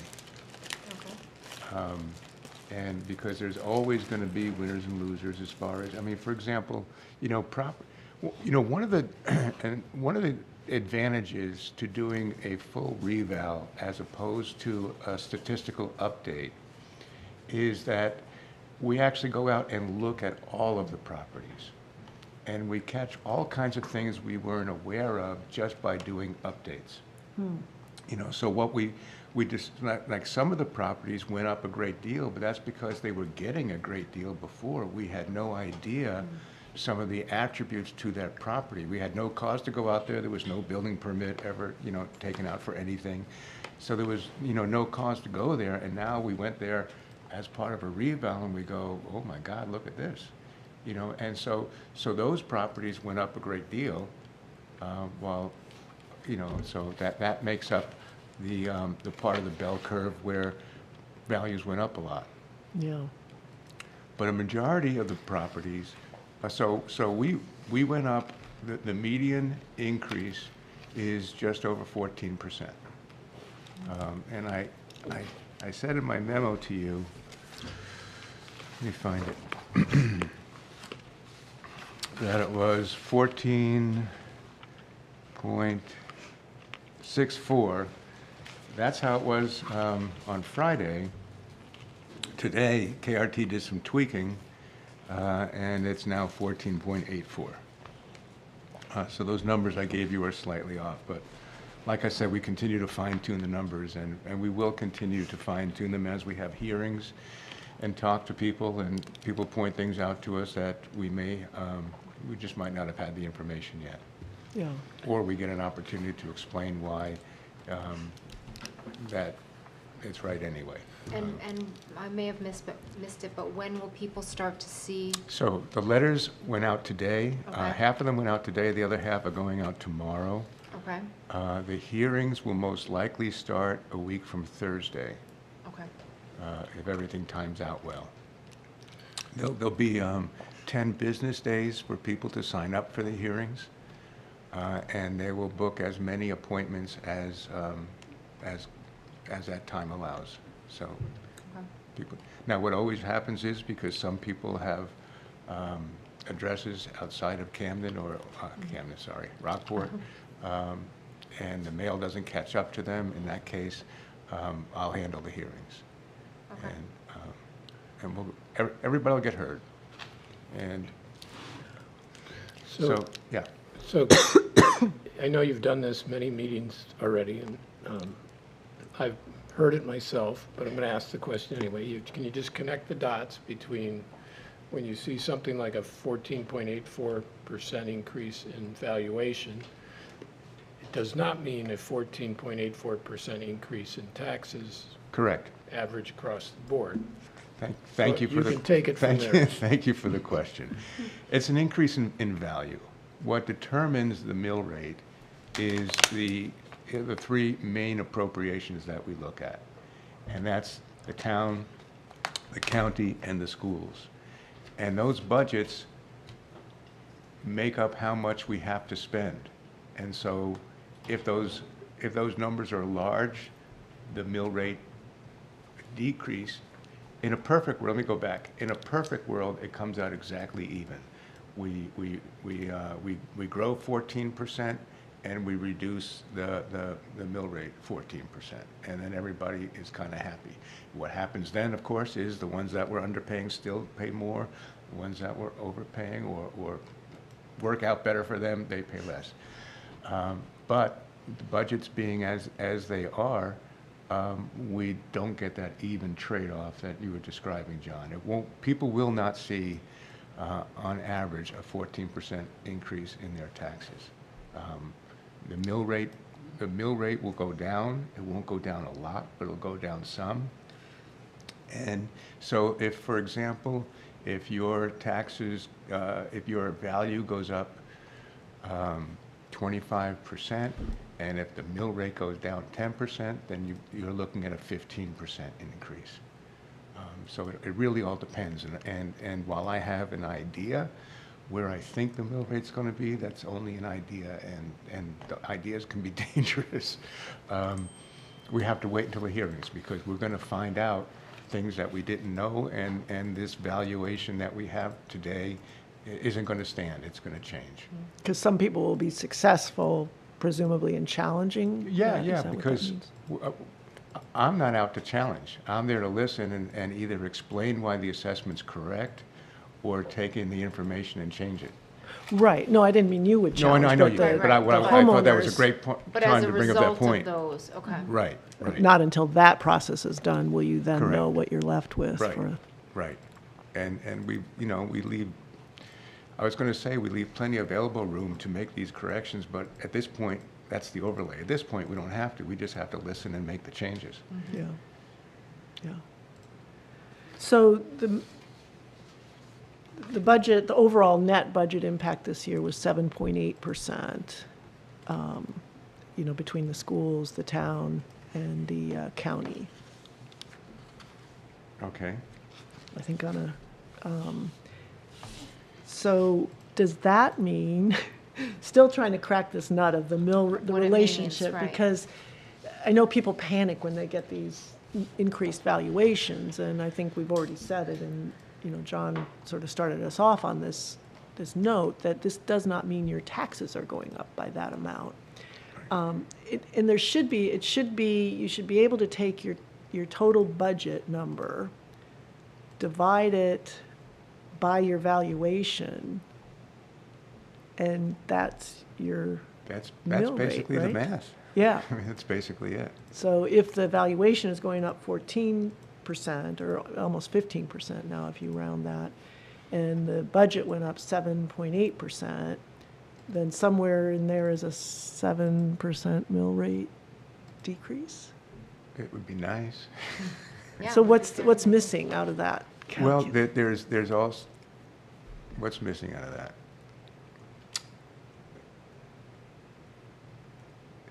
The real estate market. So the strength of that market is, more than anything, is what drives the valuations up. I mean, that's what drives the valuations up. Sure. What drives the mill rate up are the budgets. So you're talking about that gap between the two. Mm-hmm.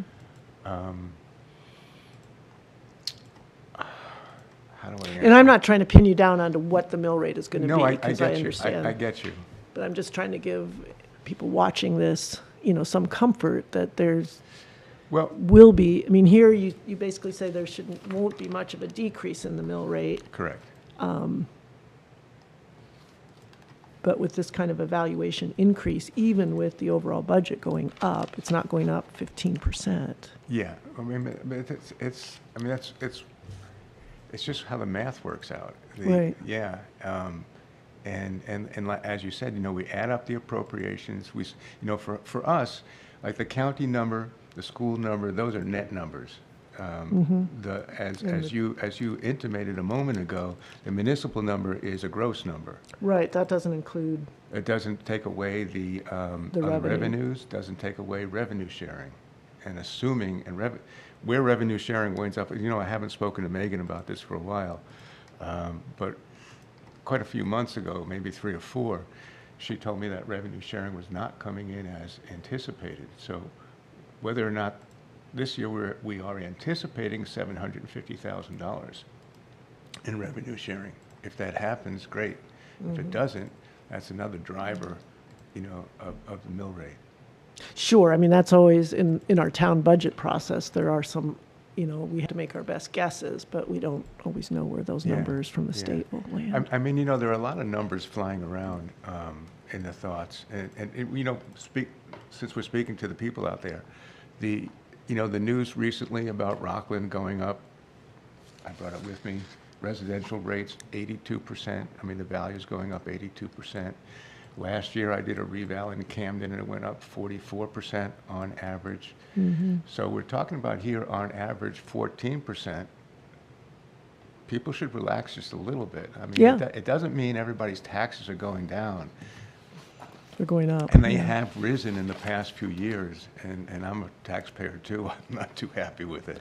Right, but that's an independent process from the reval. The budgeting process and the Sure, the oh, tax. sure. Yeah, absolutely. Yeah, Absolutely. that's already happened, the town people voted for it, Right. that's already there. And now the Right. reval is just how it gets shared among, How, homeowners. hopefully it gets evened out more than it was before. Yeah. That's the idea behind it. and that's right? encouraging to hear about the bell curve. And Yeah, it was encouraging to see, because I wasn't trying to do that, and Rebecca said, look at this, I just created this graph. And I'm looking at the graph, and I said, my God, that's a perfect bell curve. I mean, it was just Yeah. like it should be. So, let me think of what else. So I'm really lost not having my slide to show you, Yeah. my slides. You would have liked it, it's pretty neat. And what it had on it, though. really great. What it had on it, now picture this, this is Technicolor. We had parcels in green where the valuation went down, so it was a negative number. And then we had parcels in medium yellow, that was a rise of 0 to 15%.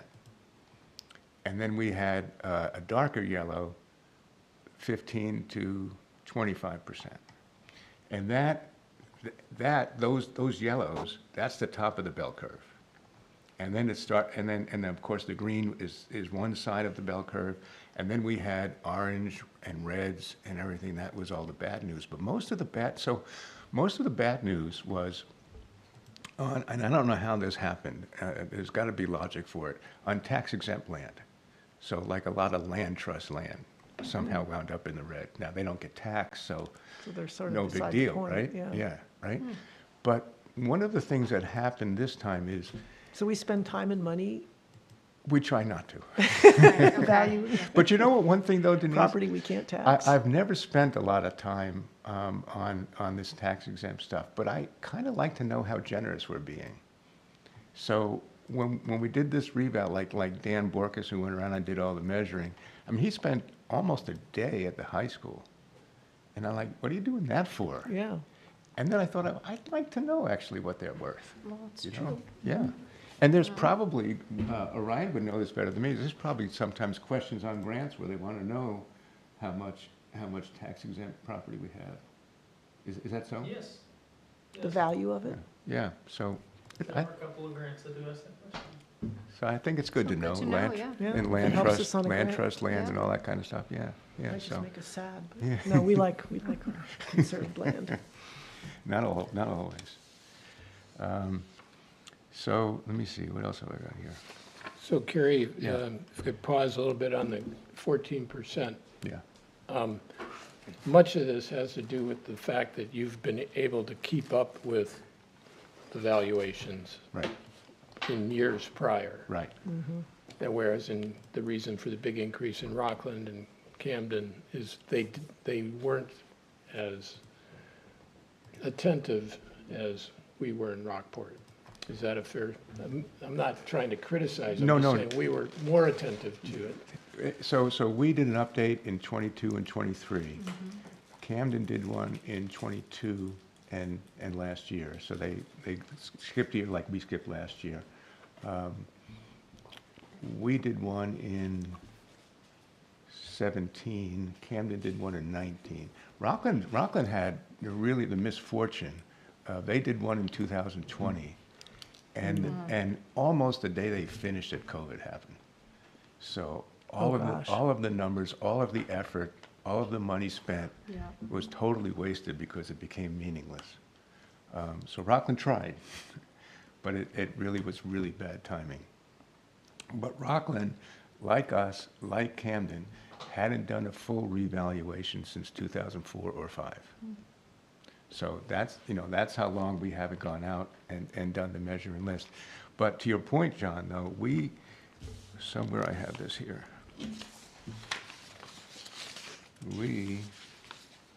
Come on. Oh, it's back here. So we're going up call it 14.5% this year. In 2023, we went up 31.88%. In 2022, we went up 21.44%. So as you can see, while the market is still growing, last year we didn't do anything, so we're actually looking at 2 years' worth of increase for the fort. So we're around 68% in the last 3 years, 4 last years? 3 or 4 years. Yeah. Right. So it's huge, without a doubt, cumulatively. Yeah. But at least it seems to be slowing down. I mean, we study sales every day. We look at them coming in. And while the number of sales is really fallen off a cliff, so to speak, the prices have The not. value, yeah. Yeah. the Prices have gone up. not, yeah. They haven't, they're climbing less quickly, but they're still climbing. We're still going, yeah. I mean, Well, and the good news, bad news is people want to live in Rockport. and well, Part I'm remiss, I had printed an article to show you all that came out recently that said that Maine is the most desirable state in New England. Well, we knew that. We did know that. I saw Amanda Rector, the state economist. She did a presentation at Midcoast Assessors. It's an organization that I run. She did a presentation for us, and the slide that stuck out in my mind that I can't erase was she had all of the New England states, a bar graph, and it showed what the average mortgage rate was. And there we were off on one end, and I'm going to guess at the number because I don't quite remember. Something like $2,700 a month was the average mortgage payment in Maine. The average mortgage payment in Boston was about $4,300.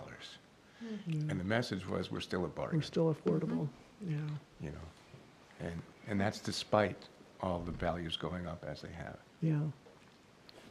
So, Well, thank you for explaining this to us, and I think, You know, you are about to have a very busy time. yes. yes, I am.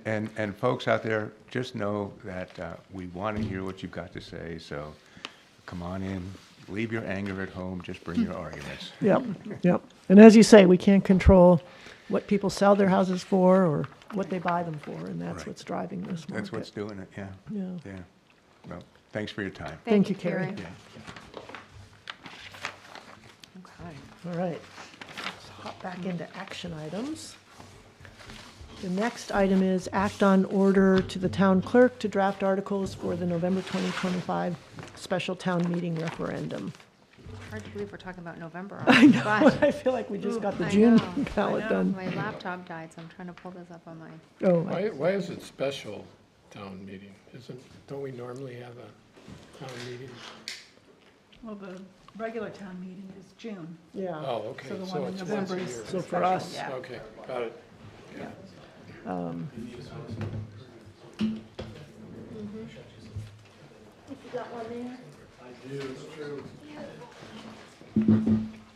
Oh, yeah, those were out last week. might not have.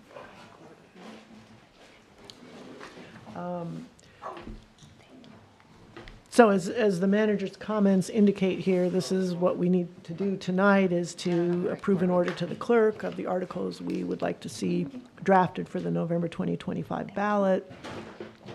So there are 3 items that are being proposed. 2 are land use matters, which are sort of inconsistencies between the land use ordinance and subdivision ordinance. And then the 3rd item is the work that's being done by the wastewater ordinance task force. And that group has been meeting weekly on Mondays and has really done a great job. And there, I think, will be something ready to put on the ballot for us to look at in September. So tonight, we're not looking at the substance of any of these. We're just approving these approving her- overall subjects. Okay. The ability.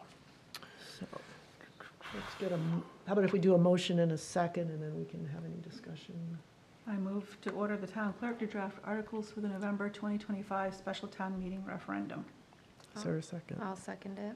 Michelle? Okay, discussion. Any questions? All right, all those in favor? Okay, great. Next is act on select board bylaws.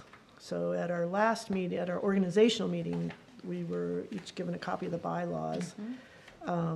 As noted here in the draft that's attached to the meeting packet, we've got under section 2, the last sentence, the town manager shall maintain, and it says a permanent record of all select board meetings and all correspondence of the select board, which shall be a public record except as otherwise provided by law. It's just badly worded. I was like, well, how long, like all correspondence of the select board, and then, And that's done now all digitally anyway. yeah, exactly. Right. So we tried to just shorten that, clean it up, so it says the town manager shall maintain a record of select board meetings and correspondence as required by law. Mm-hmm. And Agree just with that. leave it Keep it under for simple. you. Yep. Yep. That was the only thing that I saw when I looked through. I mean, I'm sure there's, anyway, anybody else have anything else that they would like to, No, not here. okay. All right, do we have a Do we, motion? I did have one question about, in the participation in voting, there's a reference to a conflict of interest. Is that defined somewhere? Yes, the charter has quite an extensive conflict of interest Okay. discussion. All right, great. I move to approve the select board bylaws as presented. As amended. Well, see, they're Oh, presented as, they're presented already with presented that. with the amendment. Oh, Right. okay, sorry. You're right. Second, do we have a second? Second. Okay. Any further discussion? All those in favor? Great. Okay. Okay. Next is act on committee liaisons. Michael's not here, so we could sign him We up could for just make him more. do everything. Let's see, and we do have the comprehensive plan task force That we'll need to that we add. need a liaison for. I'm happy to do that if there's no other. Yeah, anybody else interested in that one? Okay, all right. John down for that, and we'll give Michael an opportunity, since both of you were on the comprehensive plan, liaisons on the comprehensive plan committee. I wasn't on the comprehensive. I was. Oh, so Well- we got a little typo here. Yeah, I did have, yeah, there was something in there that was kind of Yeah, odd. I was just Something going with about what- voting. But John, but Michael was the one that ran it, because I Yeah. came in late in the game. Okay, Yeah, one Oh, says, yeah, let's use voting members on the yeah, comp plan. was the 5 just for Michael, or was that for, well, it should be Michelle though, right? Not yeah, I me. think it's odd that you would be a voting member, but, Right. because usually liaison, I mean, there's a Don't few vote, exceptions as noted, but I don't think of the comp plan committee. Is that right, Orion? Is the select board liaison a voting, I mean, No. Okay. But so- this plan, comprehensive plan committee is not the task force that No. we It's a just- different one, It's but there- different, you could yeah. also see why. I just would like to give Michael the opportunity. Yeah, that's if fine. he's I- interested in continuing, um, but otherwise, anybody, So, everybody okay with just- what they're currently doing? And, So am I on the comprehensive plan committee now as liaison, or is Michelle? well, I think I'm this is not- not accurate, because this is showing what we currently have. So Yeah. that committee is basically gone. It's gone. That That's what I committee's thought. gone. And now we have the comprehensive plan task force, So now we're switching to implementation. task force. Yeah, the comprehensive plan implementation task force. Okay, And then that's one that you, John, would like to Had do. and expressed your then- interest in. Yep, and then I'll Yep. check with Michael, but, oh, that makes it hard to, well, we can always change that. So do we, Yeah, it says, I move to approve the Oh. committee liaisons as presented. well, I mean, I think if, I don't see. listen, can we approve it with John? Mm-hmm, And if Michael says, I'd also like to participate, then we can totally do that. Michael He can- participates Michael can do that too. as well. Yep, I think that's the right solution on that. So we would be presented, it would be as As- amended, As right? amended, yep. So I move to approve the committee liaisons as amended. Okay, Second. second. Any further discussion? we're amending comprehensive plan Committee. implementation. We're adding- Yeah, task we're force. adding. Adding comprehensive plan implementation task force. With you as the liaison. Okay, so we're dropping the plan, comprehensive plan The comprehensive committee. plan committee Yes. comes off, Yes. and the Okay, task force, the implementation committee goes in. Yep. Okay. Did we vote? We All did, those in oh, favor? Just to make sure. okay. we did know. Okay, good. Okay, so then we are into discussion items, and we already did our first discussion item, so. The next one is select board goals. And I want to introduce this a little bit, just because the original architecture for the meeting had been that we would have the town manager present his goals to us. We'd have some discussion of those, and then, we'd sort of work together on select board goals in addition, collaboratively, in tandem with. So we haven't really had a chance to discuss the town manager goals with John, but we will have that opportunity.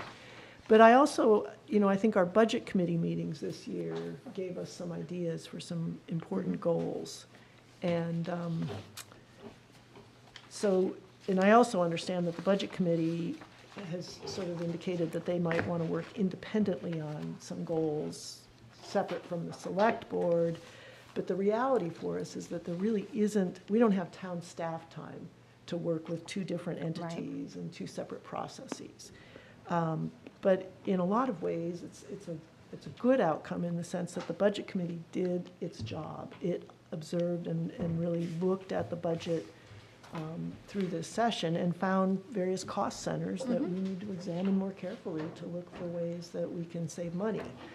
And so in reviewing some of those areas, we would envision a process for some of the bigger issues where we would have a select board member and a budget committee member potentially to work on those with town staff and other key folks. So that's, health insurance is the first thing that sort of comes out of that. And I think, there's a notion that we could form an ad hoc committee. We'd want staff, we've got union reps that would need to be part of that. Select board rep, or budget committee rep, Allen Agency, Maine Municipal Association. So that's, we don't have to define all of that right now, but it's just to give a flavor for the kind of goals that we could talk about being supportive of. And that really did arise out of the budget process, but now we've gotten the budget committee input on that, and it would be the select board that would move forward in overseeing that in conjunction with town staff. Some other things that came out of that is the whole capital improvement process, getting an earlier handle on what capital improvement projects we really need to work on as a town that are recommended by the various department heads, by the town manager. And that, this year, I think, is likely, we'll have the building review results. So we're likely to have a pretty robust set of things to look at in terms of how we prioritize some of those capital improvement needs for the town. And that, almost becomes a pre-budget process, going through the capital improvement process. If you really reach some agreement on what your capital projects are, that helps frame up the rest of the budget. And then the comp plan implementation, as we just discussed, that, there'll be priorities and things that will be identified and reviewed by the select board that may play a role in the budget process as well. So those are sort of big picture things that came out of the budget process, and I think there'll be some overlap with the town manager's goals, because I think the budget committee process this year was a good process. Yeah. There was a lot of good stuff identified, Absolutely. and I know it was expressed by some folks as a bit of a frustration, but I think it really we came up with things that the town can really focus on and improve our budget. And starting those conversations now, I think, is Yes. the important piece. Yes, Right. starting at this fall as we sort of, so we're not finding out about things for the first time in March. Right, when it's too late at that point. So while we're on this, Denise. Yeah. I agree with everything you've said. I'd love to see, as part of that budget conversation or financial end of our goals, to have somebody really do some better long-range forecasting. Because the vast majority of our, if we get a good capital improvement plan in place, we know our staffing situation pretty well. It's pretty stable at this point. We've got union contracts here and there. So a big chunk of our budget, we can already start to predict so that we're not kind of up against it every year. Yeah, I think that's the worst kind of planning in my mind, is when, you just feel that pressure and you just got to go. You don't like it, but don't have time to do anything. And that's what I think we heard pretty clearly in the sessions we had with the budget committee this year was, I think, having them involved with the capital improvement process through the fall, I think will go hopefully some ways towards understanding better. yeah. And then we, like I say, we'll see more clearly what our health insurance issue is, what our, should we be adding staff, or, are we kind of got to slow it down a little bit, that kind of thing. Yeah. We're going to have the harbor plan pretty much, Tomorrow night. it's pretty much done, yeah. So should there be some aspect of a goal for taking the next step with that? Is that a select board item, or does that Well, now I think move to? I think it'll come through the town manager probably. I mean, it is, once you, Okay, I think Okay. we'll see that we've got the working waterfront grant, but that's not everything. and then, do we have any issue with, now that Axiom is going to be the fiber provider, should we have a goal in that, in making that successful? Again, Yeah. these are just Not a bad Good thoughts. questions, yeah. Yeah, further, encourage further expansion. Yeah, then there is Further the network. bridge project coming up, which to me feels, pretty loose at this point, because we don't have any information. And, Right, there's a meeting August 6th, is sometime in August. that right, Ryan? And that's going to be could be highly disruptive, and, Oh, yeah, I think- could be. yeah. It will be. I'm being generous. Yeah. But, and I've had a number of people express concerns about, the timeline, and are we gonna have any bridge left? Are we gonna, what's gonna happen there? So, Yeah, I think we'll start, I don't know how much detail or what kind of time schedule, we'll find out what happens at this meeting. and then I did have one other thing, and it's been on my mind. We're investing a lot in and I'm not saying anything pro or con either way. We've invested a lot in the EMS service. I'd love to see some kind of a, I don't know, I mean, what level of oversight should we have for that going forward?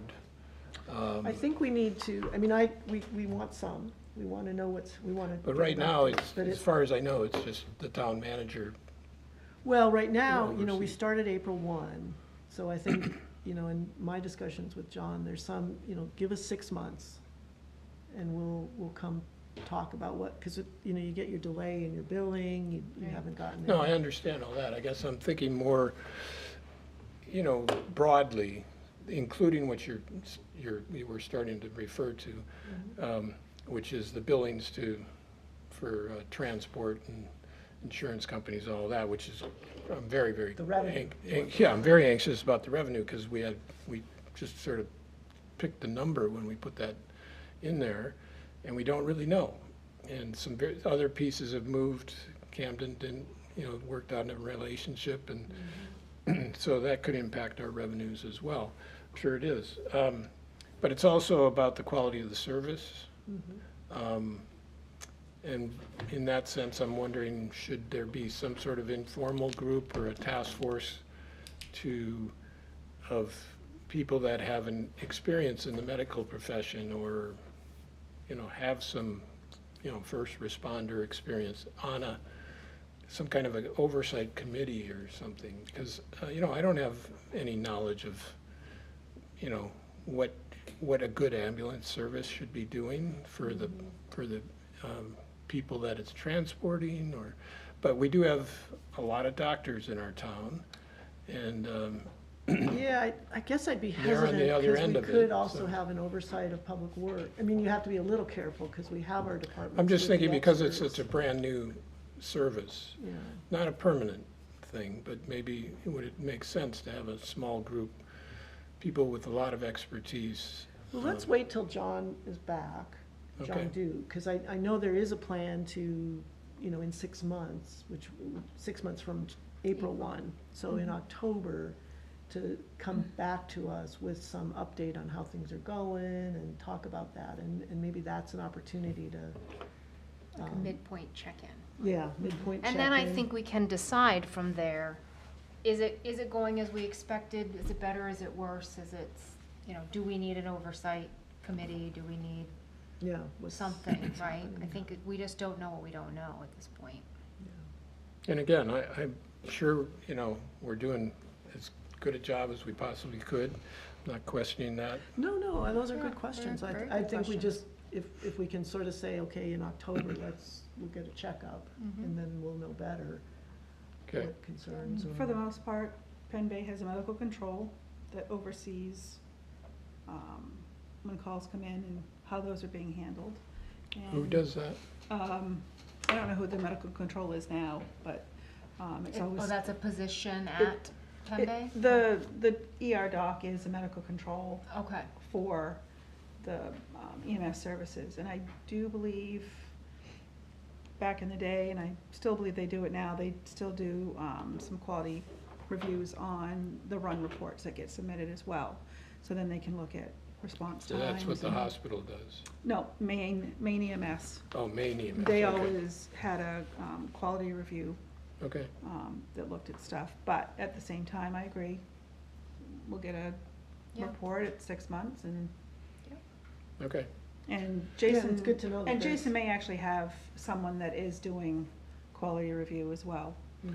Yeah. Just to make sure that, you know, we're towing the line, because, you know, when this whole process started, he brought in a lot of outside people to make Mhm. sure we were doing things the right way Yeah, and getting who we needed, what we needed, to implement it, so. yeah, no doubt, and I think they've done a great job, but I'm not an expert. No, I'm not And either. I didn't even stay at the Holiday Inn last night. Doug Cole used to say. I don't even know what that, I never understood that, but. Yeah, that's really dating Yeah. yourself. Okay. All right, those are just some of Those my are good. thoughts, goals. I had a couple other things that are sort of, have sort of been out there. I mentioned it during the budget process, but reviewing our road acceptance policy. Yes. Because I think that's an area, the Mhm. paving, we got some good news in the town manager's report that the paving price is gonna be lower this year than what we expected. But every time we take on a new A new road, subdivisions that's right. road, we wanna make sure that we're doing that with, that they meet Do we- standards. Yeah, to that point, I have asked you this before, Ryan, and it didn't sound like we had a lot of subdivisions out there that were potential to become town roads that we, Not right now, I think there's a big one. hypothetical or a little. yeah, in other words, there's two kinds of, there's a subdivision that's already up and running and it's been there for 25 years and now wants to have us take over the road, which is usually a really bad idea. Because we've been burned pretty bad. But the new ones going forward, I think we've already had good conversations within the planning board of really holding the feet to the standards. fire on making sure that Mike Young at Public Works has checked in and made sure that road is done to the right specs. And so I don't know how much of an, And it's, I would love to see the financial analysis of, if you're in a subdivision with 2-acre lots, what's that road frontage that it takes up in front of your house? And how much does it cost to keep, the depreciation on a 10-year scale of paving it plus annual plowing? Yep.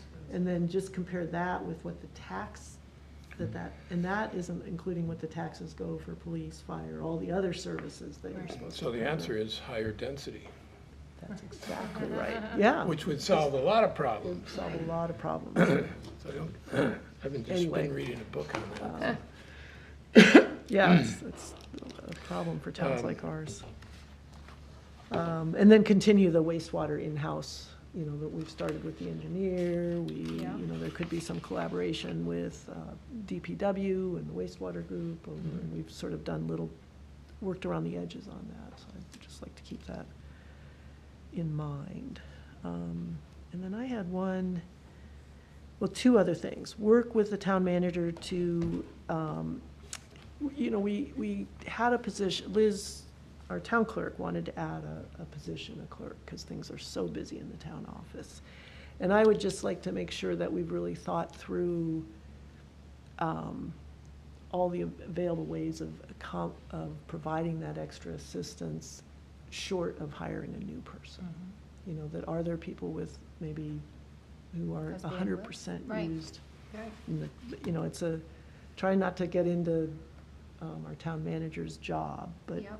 when it comes to adding new staff, we want to really make sure that those are justified, because as we know, that's a big expensive. expense. Absolutely. Yeah.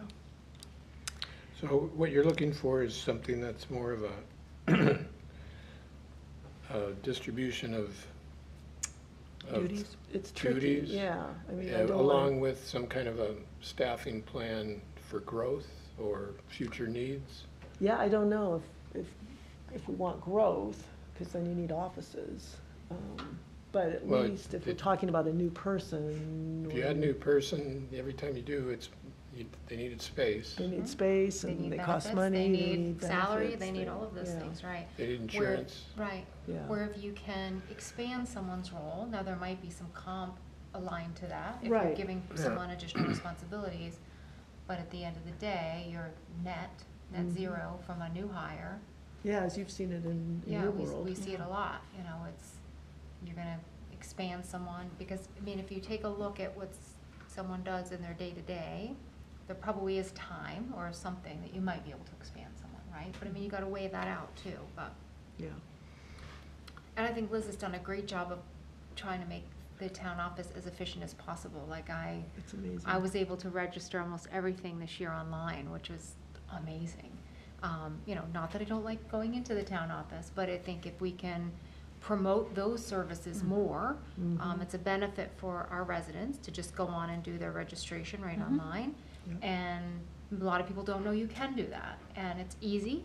Mhm. And I think Liz has done a great job of bringing us into this century so that we can do those things. And I think, maybe we can drive down some of the foot traffic and help Mhm. do that too, so. Get your little thing in the mail with your stickers. Yes, I love it. It's awesome. Yeah, Yep, No waiting in line. no waiting Mm-hmm. in line, no, yep, they can do it when they have time rather than. yeah. Mm-hmm. Yep. But you don't get to talk to Wendy and Shay. I know, I know. right? That's nice. You can I talk know. to them another time. One other thought that a couple people who've been sort of looking into budget issues in the town came up with is the idea of incentivizing department heads, employees to find cost savings Yeah. within their departments, because sometimes those are the people that know best where the inefficiencies are, and whether it's I don't know what the incentive looks like, but just a big picture question. Is there other ways Well, to? I will say many years ago at another company I worked for, MBNA, we had Masterpiece program, and that's exactly what it was.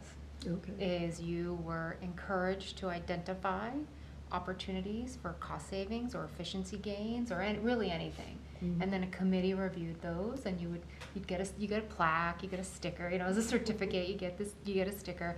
But Ooh, if I you like that. if you wanted a promotion, you actually had to have an idea implemented. Like, it was part of the promotion criteria that you would submit ideas. You might have to submit 10 or 12, and you'd get one implemented. So that Mhm. was kind of on the checklist of promotion. But it was a great opportunity for people to say, hey, this process is really inefficient, and I think we could do X, Y, and Z.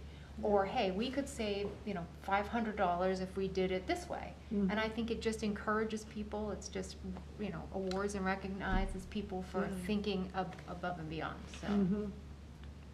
Yeah, sort of just make as- your idea a masterpiece is what it was. I think lose ownership in the position too. Yeah, right, It would just be a absolutely. job, it's like, oh, Right, I how can am I make gonna this improve better. it, Yeah.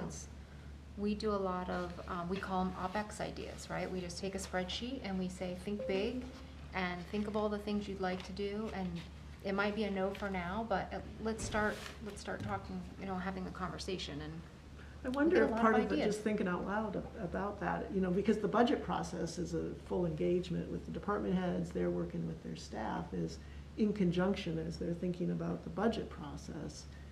Would that be a time for them to think about what could we do, not just to save a few dollars here by reducing our photocopy expenses or something, but are there things we could change in how we're running this department? yeah, maybe. You know? I mean, and I know they go through those conversations. I know they don't take the budget process lightly, right? No, So I know that's they're right. going through that. But I do, I mean, I think it's within all of us to always say, is there an opportunity for efficiency? So, Mhm, mhm. Anything else people are thinking about? We'll be able to talk more about this too. We'll have- yeah. Is there anything with the park? Do we have an agreement with the, I think we're still working on, I think Okay. that'll be ready for the August meeting, I think in John's. the RES I'm talking Yeah, about? Yeah, right. okay. Okay. The Rockport Common. Rockport Common, Rockport Common, yeah. yeah. Which was a great event, I know. I couldn't make it, unfortunately. Yeah, was there a good turnout? fun. Yeah, good Okay. turnout. We probably had 200 people there. I could have brought my gold shovel from the library. I know they had gold shovels, they actually had excavators, Yeah, it was I saw quite the the. excavator there when I quite went the by thing. the next day. Well, liaison reports, I guess, is what we're left with. Nothing from, well, I will say, I will send a note to Clay, just on the budget side, to just let them know that I'll be the liaison, and include me in any discussions they want to include me in, and make sure they're aware of that. Who's Clay? On the Clay budget Tolman, committee, the chair Clay of the Tolman, budget committee. Oh, okay, Budget committee, all right, Yeah. yep. Just looking at the, and that's it for me. yeah, things have been pretty quiet. I missed the last library committee meeting. Parks, I also missed that meeting. It's summer, right? I know, It's hard. somehow and Economic Development Committee is, I'm gonna miss that one. So next. Next, Legacy Rockport, Oh. we've got new signs down by Andre. Do come look at them, they're yes. really cool. Yeah. There's shipbuilding, the I ice. saw there's a dedication coming up for it. Yes, August 4th at, thank you, Sean. 5 PM? August 4th. I'll send a note. Okay. And it'll be on the town calendar, but down over at Andre, we'll have Heather Moran with Camden Rockport Historical Society was really a leader in putting together this information on the sign and the photos. Rockport Steel did the construction and venture advertising.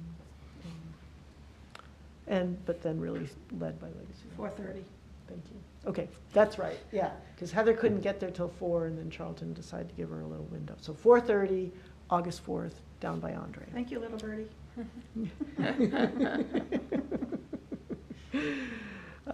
So, any other liaison reports?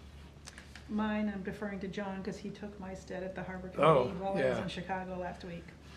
Yeah, it was pretty focused. The Harbor Committee was, they're finishing up their plan to relocate the private docks and all the docks to the other side of the Goose River going forward, which, of course, you know, had meant that a couple boats that were stored there have to be relocated. And so, unfortunately, you know, that's a couple large boats that are going to have to be stored somewhere else. But I think the committee has a good plan. It's going to be more efficient, and you know, won't be disruptive, and it'll give us back all our green space on the park side. So I like that. All of the green space or a good majority of it? You have the town. Pretty much, well, all of the grass. I think they're still Yeah. going to probably be storing over in the where the trailers park usually. Yep, yep. Where it's on Where the pavement. asphalt. though. Yeah. It's asphalt, yeah. But they're still working on getting everything off over to the other side if they can. My other hat was with the Harbor Strategic Plan Task Force, which there's a public workshop tomorrow night. Did we clarify, was that 5 o'clock. 5 o'clock? Okay. Upstairs. Upstairs. Yes. They've done a really good job. I'm very excited about the plan, and I hope everybody tunes in. There's even video, so make it move right along. 2 planning board meetings back in June, since we haven't met since then. Just a couple of things. They had a final application for a minor subdivision, which really is just an addition of a duplex and 2 rental units down by, I guess, Home Depot. Glen Cove area. What's that? In the Glen Cove area. Glen Cove, yeah, Glen Cove, right on Route 1. Next. Auto. Next to VIP Auto. Is it right next to VIP? Yes, Yeah. it's not far from it. Yeah, it's between VIP Auto and Home Depot. So that's fairly minor. Major subdivision is the 10-unit development for Midcoast Habitat for Humanity, but they were in a pre-application stage, so the next time they'll be before the planning committee will be before final approval for their site plan. That's for 10 units. It's on a 3.8 acre parcel that will be divided into 2 lots, with one containing all 10 units and the other is a second lot to become presumably a daycare center at some point in the future. But that's not currently on the plan. The housing is going to be set up as a condominium form of ownership, so it'll stay under full control of Habitat for Humanity that way. And the access driveway will remain a private driveway or private road, and never a town road. So, Because that's tax exempt property, right? what's that? If it stays owned, no, it's not. So the units themselves will pay tax. Oh, I okay. think the land itself will not, if I'm understanding the structure. Okay. Yes. Okay. And the whole project really is anticipating the infill of the sewer lines that are being funded already. We've already got funding. Yep, Northern Border Regional Commission grant for Yep. part of it, and then the town appropriated money last June.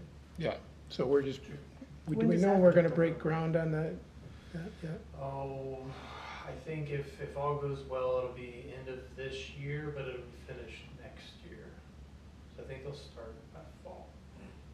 If their survey goes well. Okay, yeah, and to get the 10 units built, it's gonna take a couple of years, so Yep. hopefully it'll all be pretty much synchronized. Then there was findings of fact. This is interesting because of what it involves, a site application for 242 Commercial Street, also known as Rockport Suites, which Yes. we had some discussion about at one point. Yeah. It's being completely renovated. If you've driven by, you've probably seen a lot of the construction. It's being rebranded. Oh, I'm sorry. No, it's No. Schooner Bay. Schooner Bay. Schooner Bay is Yeah, being. I was gonna Yes. say, oh, is that too, rebranded. because Schooner Bay Schooner is. Bay. all Rockport rebranded. Suites is going to do this, essentially the same thing and become the Birches. The different, Schooner Bay is still gonna be like an inn. Rockport Suites is gonna be turned into apartments. Yes, Nice, okay. but That's wonderful. they're upgrading Mhm. over at Schooner Bay, Mhm. and Rockport Suites is going to become Birches at Rockport. And that will be apartments. And that, it's going to be 14 one-bedroom apartments, Nice. which is currently, it's a 21-unit motel. Yeah. And so the good news in that sense is all the other issues we had, Those were some of our problem properties. those two were the big problem properties, and they've now That's great. And it's looking transitioned. really nice at Schooner Bay. Yeah, what did they say? Everything's changed except the location. Yeah, it does, it looks really nice. They've done a nice Can only go job. up. They've done a nice job. Yeah. Uh, Is it new- is it I new must be a owners? straight ahead Yeah. driver, because I haven't even noticed. You haven't noticed it? Yeah. Yeah. I just saw it the other, It's nice. Yeah, It's been it's repainted. already- It's, yeah. it- So we had Thank you another to planning those. board meeting just this week, on the 24th. It was another, planning board's getting into very long meetings, but they cover a lot of ground. yeah, those are some big projects. Had a site plan review for a, well, it was proposed, but it turned out it didn't need to be in front of the planning board, which is out on Route 90. I guess I think of it as, where Vision Builders is out there. There's one of the buildings essentially right across the road that was a school, A dance studio. dance studio, and now a special needs school has come in and said, that's turnkey for us. nice. They're in Camden at the moment, and they're gonna move right in there. It's called the Atlantic Academy Pre-K School. Been in Camden since 2017, and they work with special needs students, or what the executive director described as at-risk youth due to emotional behavioral disorders. Oh, is that the one at the teen center? At the old teen center? Is that where they, Oh, in Camden? yeah, That might have been. Okay. It might have been. I'm not exactly sure where they were located in Camden. But Camden's lost our gain. So, and they seem like a great outfit. Then the other thing was, as we already saw, there's a whole bunch of land use ordinance amendments which will feel extensive if you try to wade through it, but they should be completely non-controversial. They're focusing almost exclusively on cleanup and better synchronization within the ordinance. A lot of amendments in the definition section, which actually we talked about this morning. Denise had another ordinance thing of, clarifying, is it dwelling or is it residence, which seems minor, but can be a kind of a messy thing when you get into all the nuances of people applying for building plans. So anyway, we're going to be seeing those on the town warrant. They went through it extensively. It really is just minor tweaks, but it's a lot of them. So I don't think that's been updated since, well, we did update it in 2018. Land use ordinance? No, was it? It was, We've been updating it.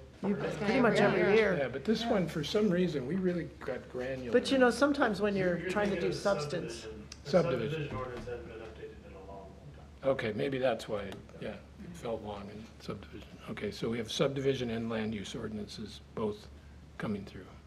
Sorry for the confusion. No, no problem. thank you for, Yeah. Nice update. yep, yeah. Anything else? All right, do we have a motion to adjourn? So moved. second. Number one, it's cold in here. It Yeah. did get cold, didn't it? Kim is just That's getting why I brought my comfortable. jacket. I'm okay. Okay? I know, and I My like. All those toes in that. favor? My toes are All all right, chilly, but I'm thanks, not- guys.